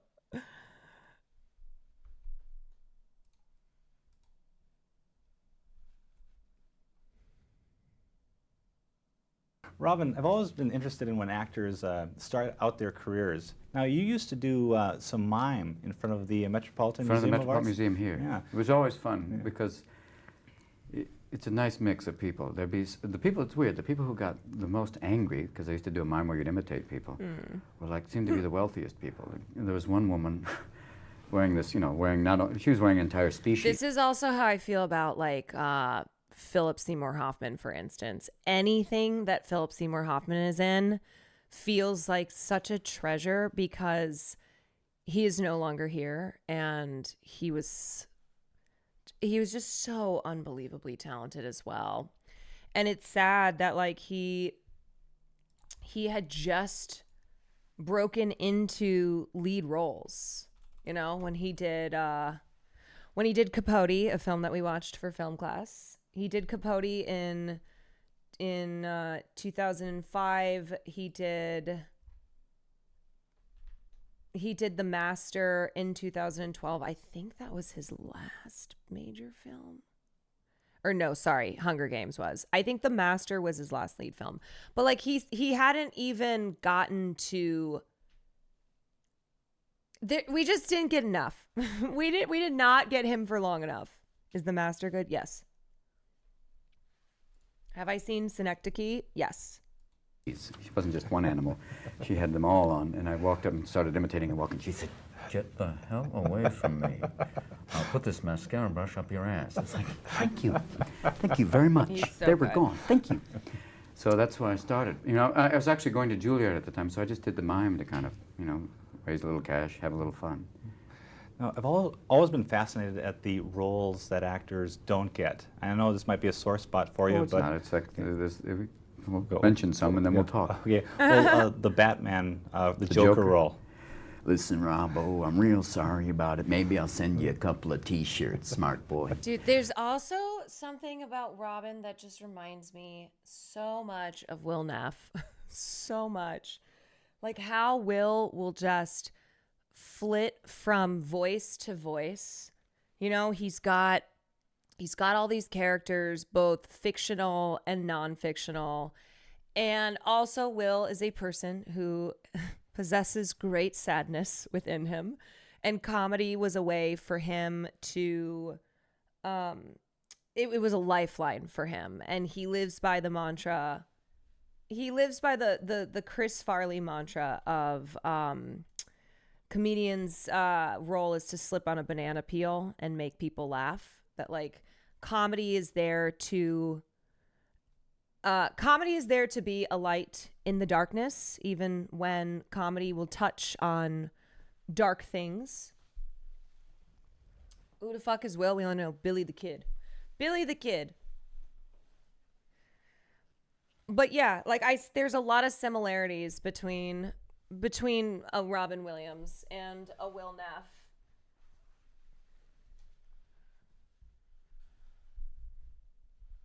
That's a huge compliment other than the sadness part.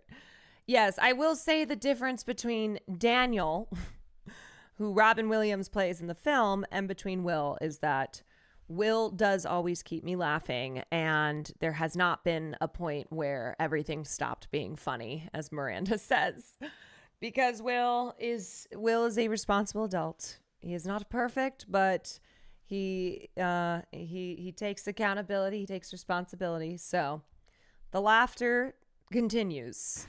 It happened that way. It went away, I guess. You know, I was interested, but somebody else went, I'm better than you and I'm bigger. So here you go. It happens. Like everyone has those stories. Even Jack's been ripped off a couple of times. So there's parts that, are either offered. Sometimes they use you as bait. They'll say, we're sending it out to him. And you go for it, and then they give it to somebody else because they're saying, it's out to him. And he goes, well, I better take it then.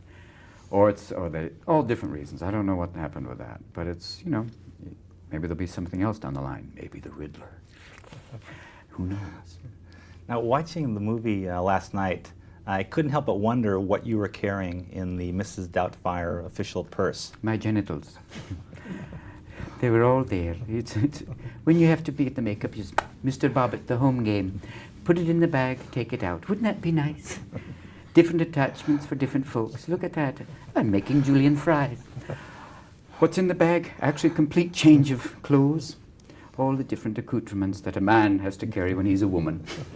Pair of BVDs, your running shoes, all the manly things. Some cornstarch, just so you don't get that burn. All the other stuff, I can see you going like, I have nothing to use. Help me. A lot of different stuff in the bag, secret stuff. Okay. The burning breast scene. Mm-hmm. Now, how nervous were the fire marshals and the technicians around you during that? Well, because it was a stuntman, I wasn't nervous. But they're always nervous whenever you have fire because it's they never know. It's always, who knows, even though he's wearing flame retardant stuff, that you can never tell when, especially when it has to be, the flames would go up sometimes high. I mean, it's a dangerous thing sometimes. So that's why I wanted to do it, but they said, you have to have a stuntman because if you burn your eyelashes, we're screwed. Okay, I'm sorry. You always want to be manly. I'll do my own stunts. Controlled breast burning is a real art. I do my own stunts. Except for that bungee jump, where the nude bungee jump, I don't think I'll be doing. They want to protect that. And Robin, we're doing a story on the Oscar ceremonies, and when you win, of course, you get a statue. I don't know what that's like. Can I hold it? I just want to know one thing. He would know what it was like, but he would have to wait until Good Will Hunting. He would have to wait 5 years or 4 years. Not that long, actually. 4 years later, he would win the Best Supporting Actor award for Good Will Hunting. It's not your fault. I know. It's not your fault. I know. It's not your fault. I know. It's a statue, you have no genitals. It's not your fault. It's not a man, it's not a woman. It's just this little strange androgynous creature. Maybe that's Hollywood. It's not your fault. But, I was wondering is, when you don't win, what kind of mementos do you keep from the ceremonies? You keep a full load. What do you keep from that? You get the little program and pans full of Perrier. You get that lovely, we watched in here. The memories of sitting there going, someone else. You keep that memory. You get, I guess they give you, what do you think, they give you like a box of mints? Even though you don't win, here's a consolation, but it's not like a game show where they go, I'm sorry, Robin, you didn't get this year, but you get this incredible Academy jacket. No, I mean, it's been interesting. I've been nominated 3 times. You go, you get, and for a brief moment, your ego, even though you know, I mean, even the Vegas odds are, you got a 1 in 90 chance, smartass. The Vegas odds go against you, and then but for a brief moment before they announce the name, you think, oh, maybe somehow the others canceled themselves out. Maybe it is me. And then it's like in slow motion. It's and the winner is someone else. And then they keep the camera on you. Wouldn't it be nice if one year you can actually have an honest reaction? You're always supposed to be like, oh, it's great, I'm glad he won. He's great because he's English and he's fabulous. Wouldn't it be nice if one year you can go, damn you! Damn you!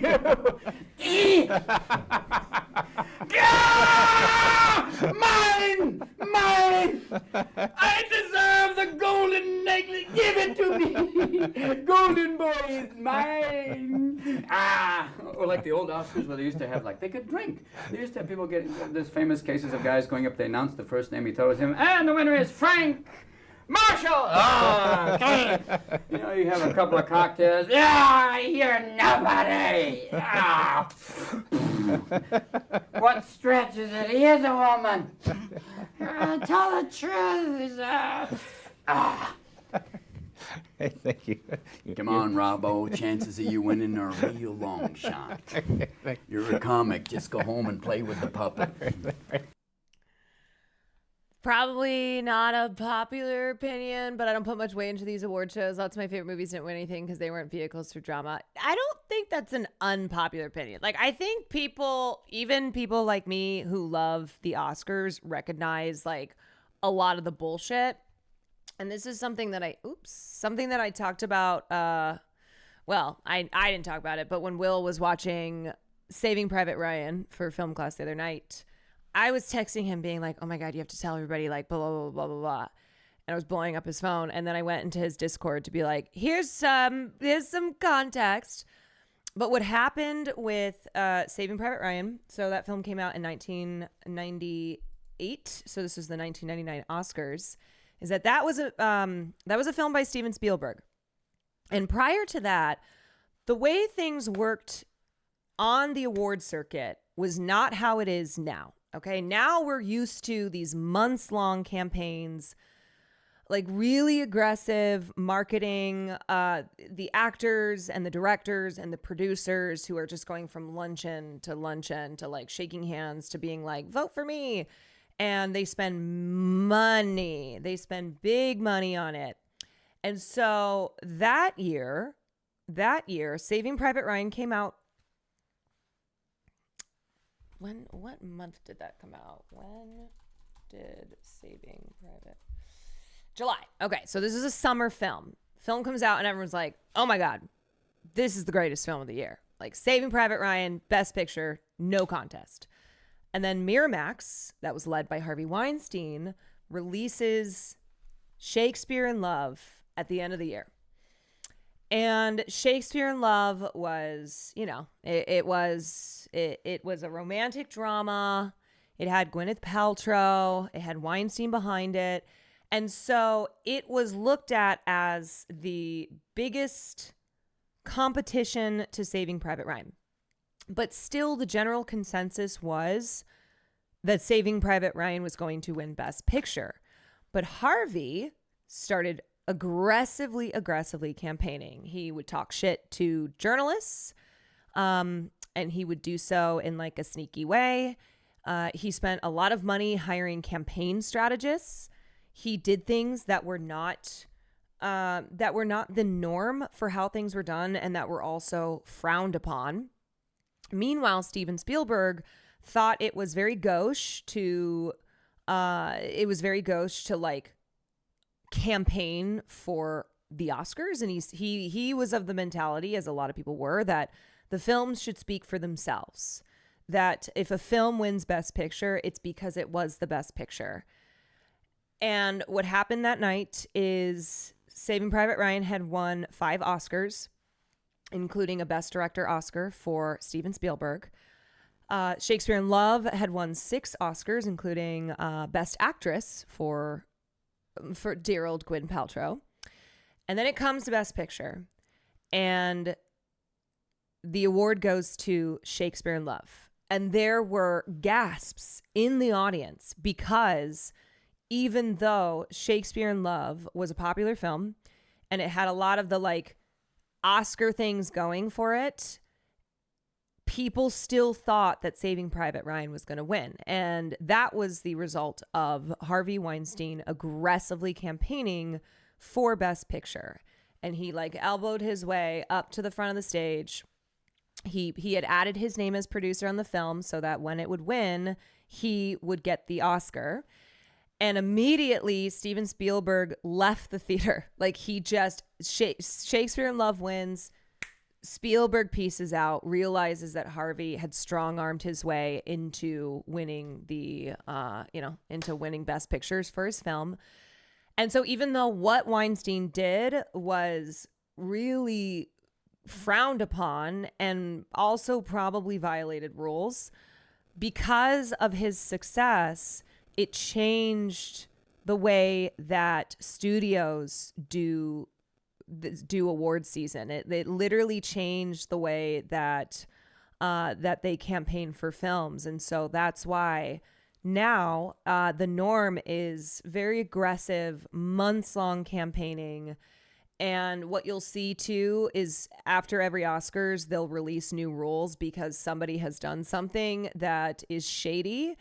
And so they'll have to put out a rule that's like, okay, you can't do this anymore because it's all marketing, right? I mean, this is a film business, and the awards circuit is also a business as well. So it's a lot of marketing.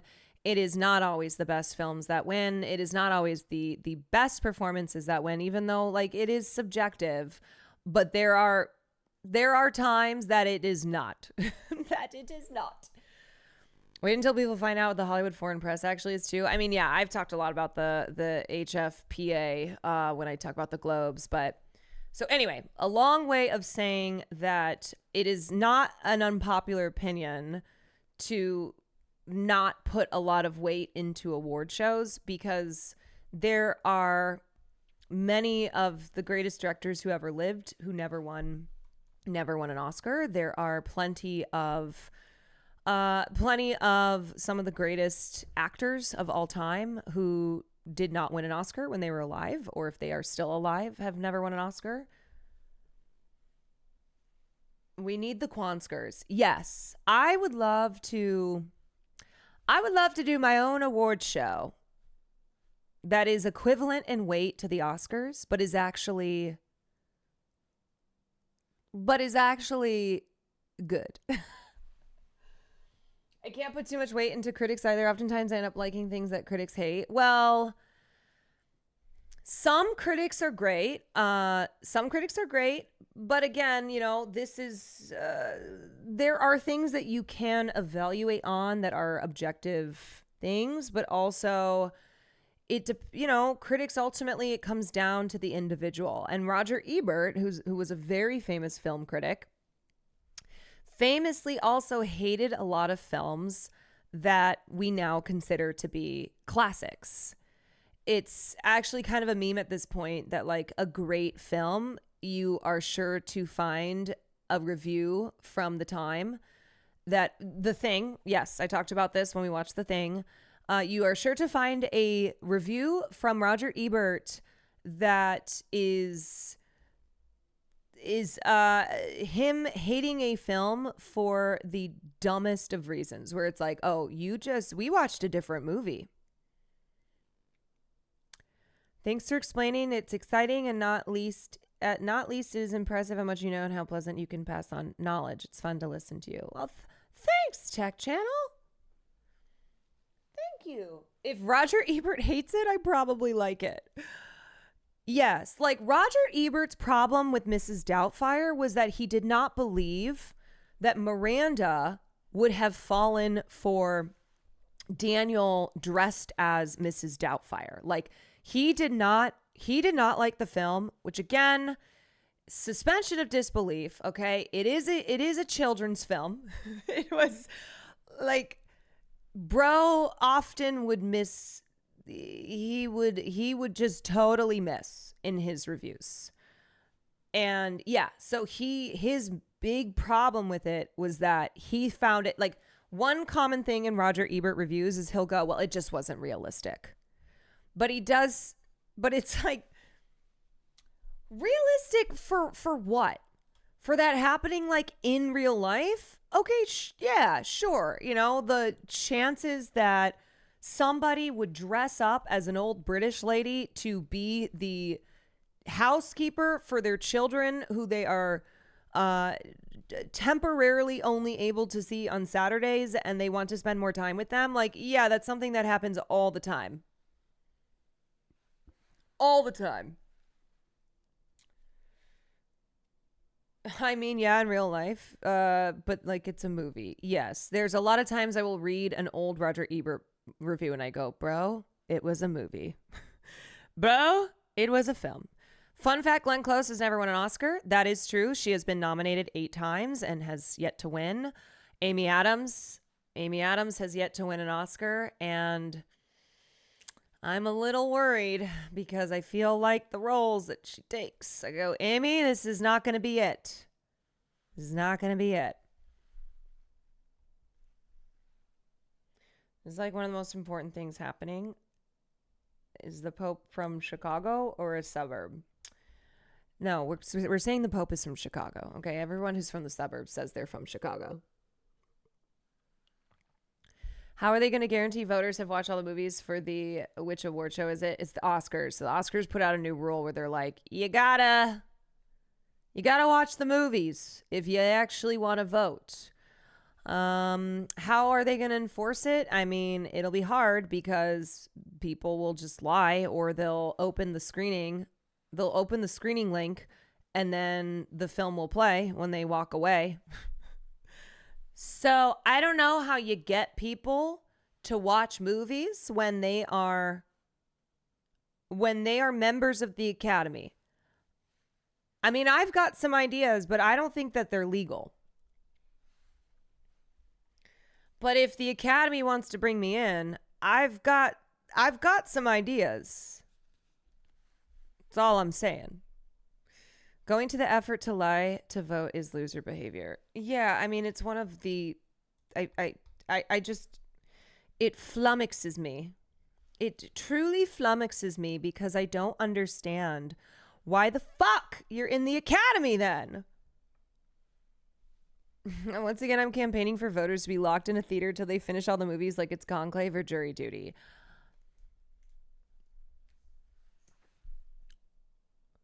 See, this is something that I would enact, and that's why I think they need to bring me in. Like, I would give the energy of a mean nun teaching in Catholic school. That is the energy that I would bring. Mm-hmm. Yeah, the second that somebody looked away, eyes closed, I just whack them with a ruler. It never occurred to me the people who vote for the Oscars don't watch the movies. Right, because that sounds crazy. That sounds crazy that you would be a member of the Academy and not watch the movies. But this is why films that have a lot of money behind them for marketing, films that like the internet obsesses over, these are the movies that Academy voters will tend to watch. So a lot of them watched Amelia Perez, not because people were obsessing over it, but because there was just so much attention around that film. So like the films that don't have big star power, that don't have, that are over 2 hours, that are not that haven't been memed or like haven't captured the attention of the internet, films that are foreign, those ones fall through the cracks. Like people they just won't watch them, even though they get screening links to them. They don't even have to go to the theater to watch them. Imagine getting these. It's not even mailed. No, they have. So there's a website you go to, okay, and it's got all the films that are nominated, and you literally just click on the link and you can watch it on your computer. So what they'll do is they'll click on it and then they'll like walk away. They'll do other shit.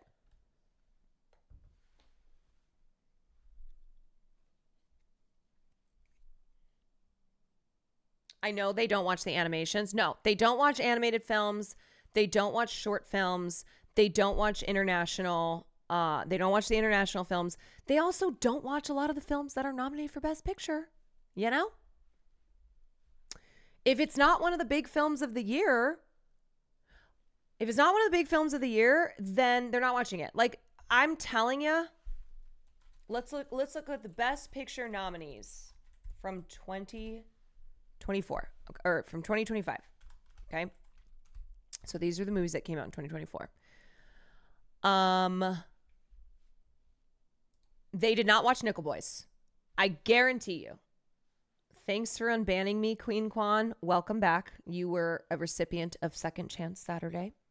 Welcome back. They did not watch Nickel Boys. I'm sure a lot of them didn't watch A Complete Unknown, which, like, honestly, I don't care about as much because I didn't care for that film. But still, I need to be principled. And I need to be consistent. So I condemn not watching that film because it was nominated for Best Picture.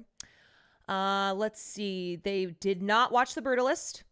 They definitely didn't watch The Brutalist. In fact, a lot of anonymous Academy voters complained about the length of The Brutalist. They watched Amelia Perez, or at least knew enough about it because that movie we could not escape. Anora. A lot of people watched Anora. I would say I'm Still Here was probably more people watched it closer to the Oscars, but still a lot of people did not watch it. Conclave, I think a decent chunk probably watched it, but had the real conclave occurred and then the film came out, I think that film would have done better at the Oscars. I think The Substance was probably a mix. That film did get a lot of attention. A lot of people online were talking about it. So people who would not normally watch that film, I'm sure, checked it out. But not enough. Like, I mean, look, I don't think there are many Oscar voters besides people like Kirsten Dunst who watched all 10 films, is what I will safely say. I will safely presume that most Oscar voters did not watch all 10 films. And I think a lot of them watched Anora, which is a reason that Anora did so well at the Oscars. I liked Anora, okay? I really liked Anora. I'm not dissing the film, but this is just how it goes. I only seen Dune on that list. Well, I hope you're not an Academy voter.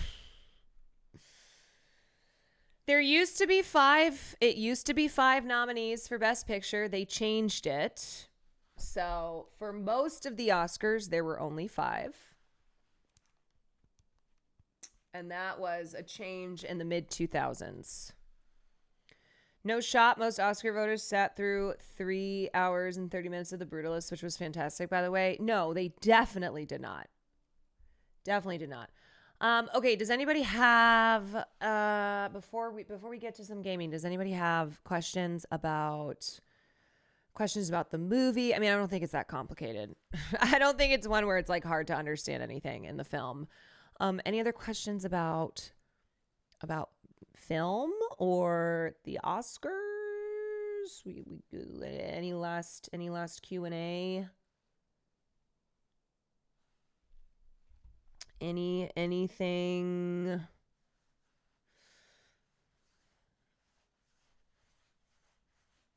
How does film made? How do you make a movie? How do you make a movie? What is a movie? Okay, these are great questions. How do you make a movie? What is a movie? How is film formed? What does Best Picture mean? So, well, okay, I'll start there. Best Picture is it is the picture that is voted as the best of the year. There you go. Did you like Dune? Yes, I did. What is movie versus what is film? Well, I would say that it kind of depends on who you're asking. You know, there are some people who will only use the term film, right? And then there are others who call everything a movie. I would say for people who kind of make the differentiation, I think they will treat like something from the Criterion Collection as a film and then something from the MCU as a movie. Now, I think you can call everything a movie. You can call everything a film. There's not like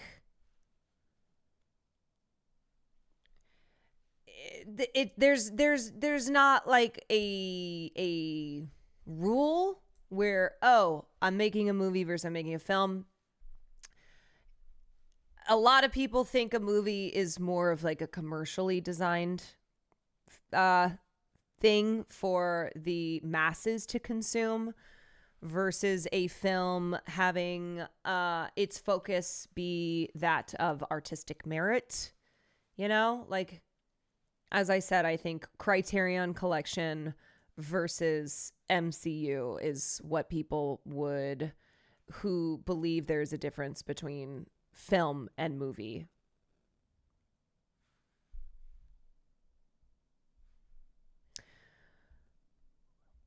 What's my favorite mafia movie? Oh, Godfather. Guapoco, thank you for the 30 months. I appreciate you too. When is Farley gonna be on the silver screen? And then also, is Farley a member of the Academy? He is not. I do make him watch all the movies, but he's not a member. When is he gonna be on the silver screen? I mean, as soon as I figure out how to make a movie.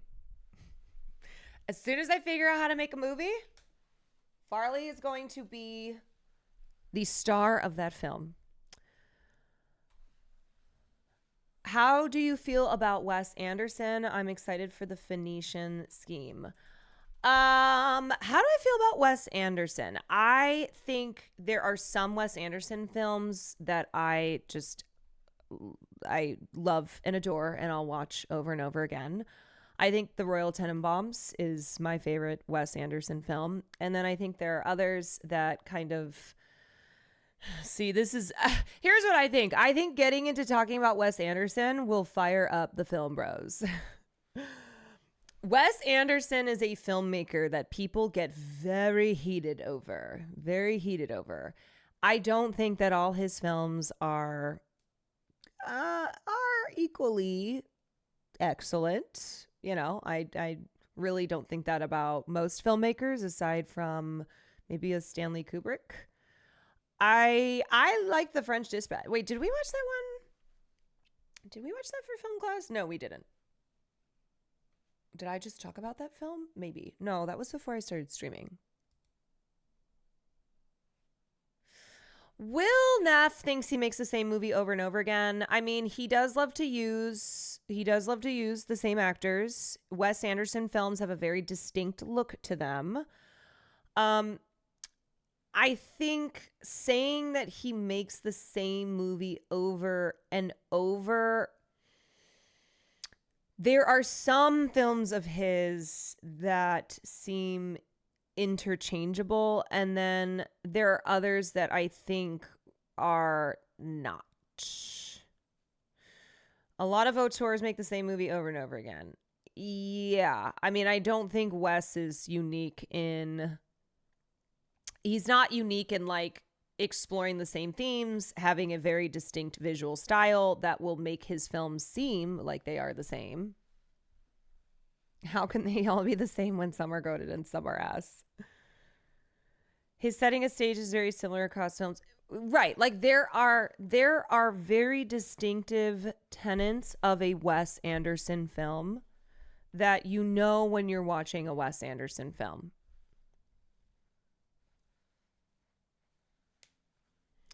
Which of the major award shows do you like the best? I would say the Emmys, the Globes for some reasons, and then also I hate the Globes.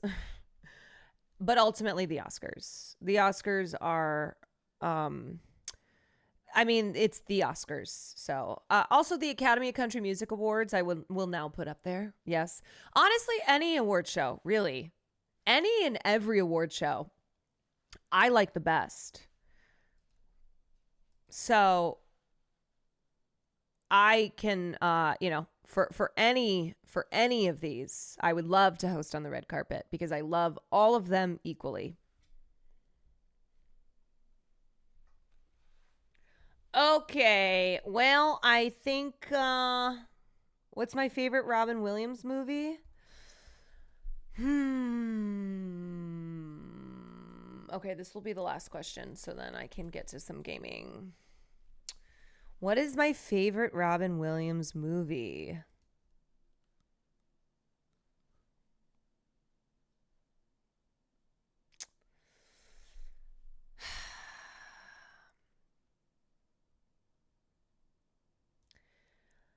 I don't know if I've ever decided that. Okay.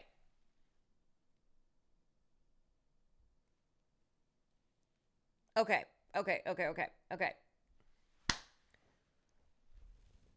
I can't pick one because, for instance, Jumanji was one of the first films I remember seeing Robin Williams in. I don't think it's his best film. I love Jumanji, but when Robin Williams died, that was one of the movies that I watched in memoriam. Him in Good Will Hunting. I mean, come on. It's not your fault. It's not your fault. Him voicing the genie in Aladdin. Iconic. I mean, I think that is a movie. When you think about Robin Williams, you think about him. You think about him in Aladdin. The Birdcage. I mean, he's so great in The Birdcage. Yeah, I mean, I also loved him in Bicentennial Man. Now I'm just naming Robin Williams films that I love. Hook. Hello, Hook.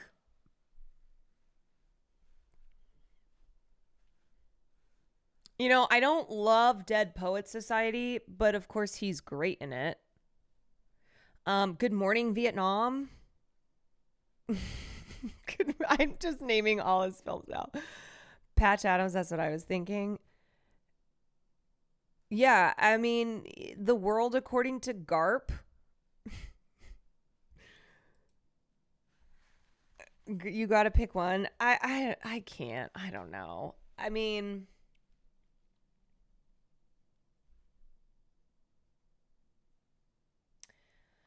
if I have to pick one, then maybe I pick Jumanji because that film I have a lot of nostalgia for. Flubber, hello, I know, Flubber. Jumanji's has always been a very special film to me. Man of the Year, Obs, hello. Night at the Museum. I mean, we cannot count out him playing Teddy Roosevelt in Night at the Museum. Popeye. Yeah. Yes. All good. All good choices. All right, you guys, we're getting distracted. Have you seen 1 Hour Photo? I actually haven't seen 1 Hour Photo. It's from the early 2000s. No, that's a Robin film I have not seen. Okay. Let me pull up what I'm playing tonight. So I asked Will, I said, what should I play tonight? And he went through my gaming list and was like, ugh, that's bad. I was like, okay. He At first he said you should play Expedition 33, but like that's a longer game. I didn't necessarily want to start it right now because I'm supposed to start Subnautica on Tuesday. So I wanted to pick something that's on the shorter side, and because I wasn't going with a horror film for film class, I was like, maybe I do something that's in the horror genre. I do love Expedition 33. I don't know anything about it. I know that it just came out. People are loving it. I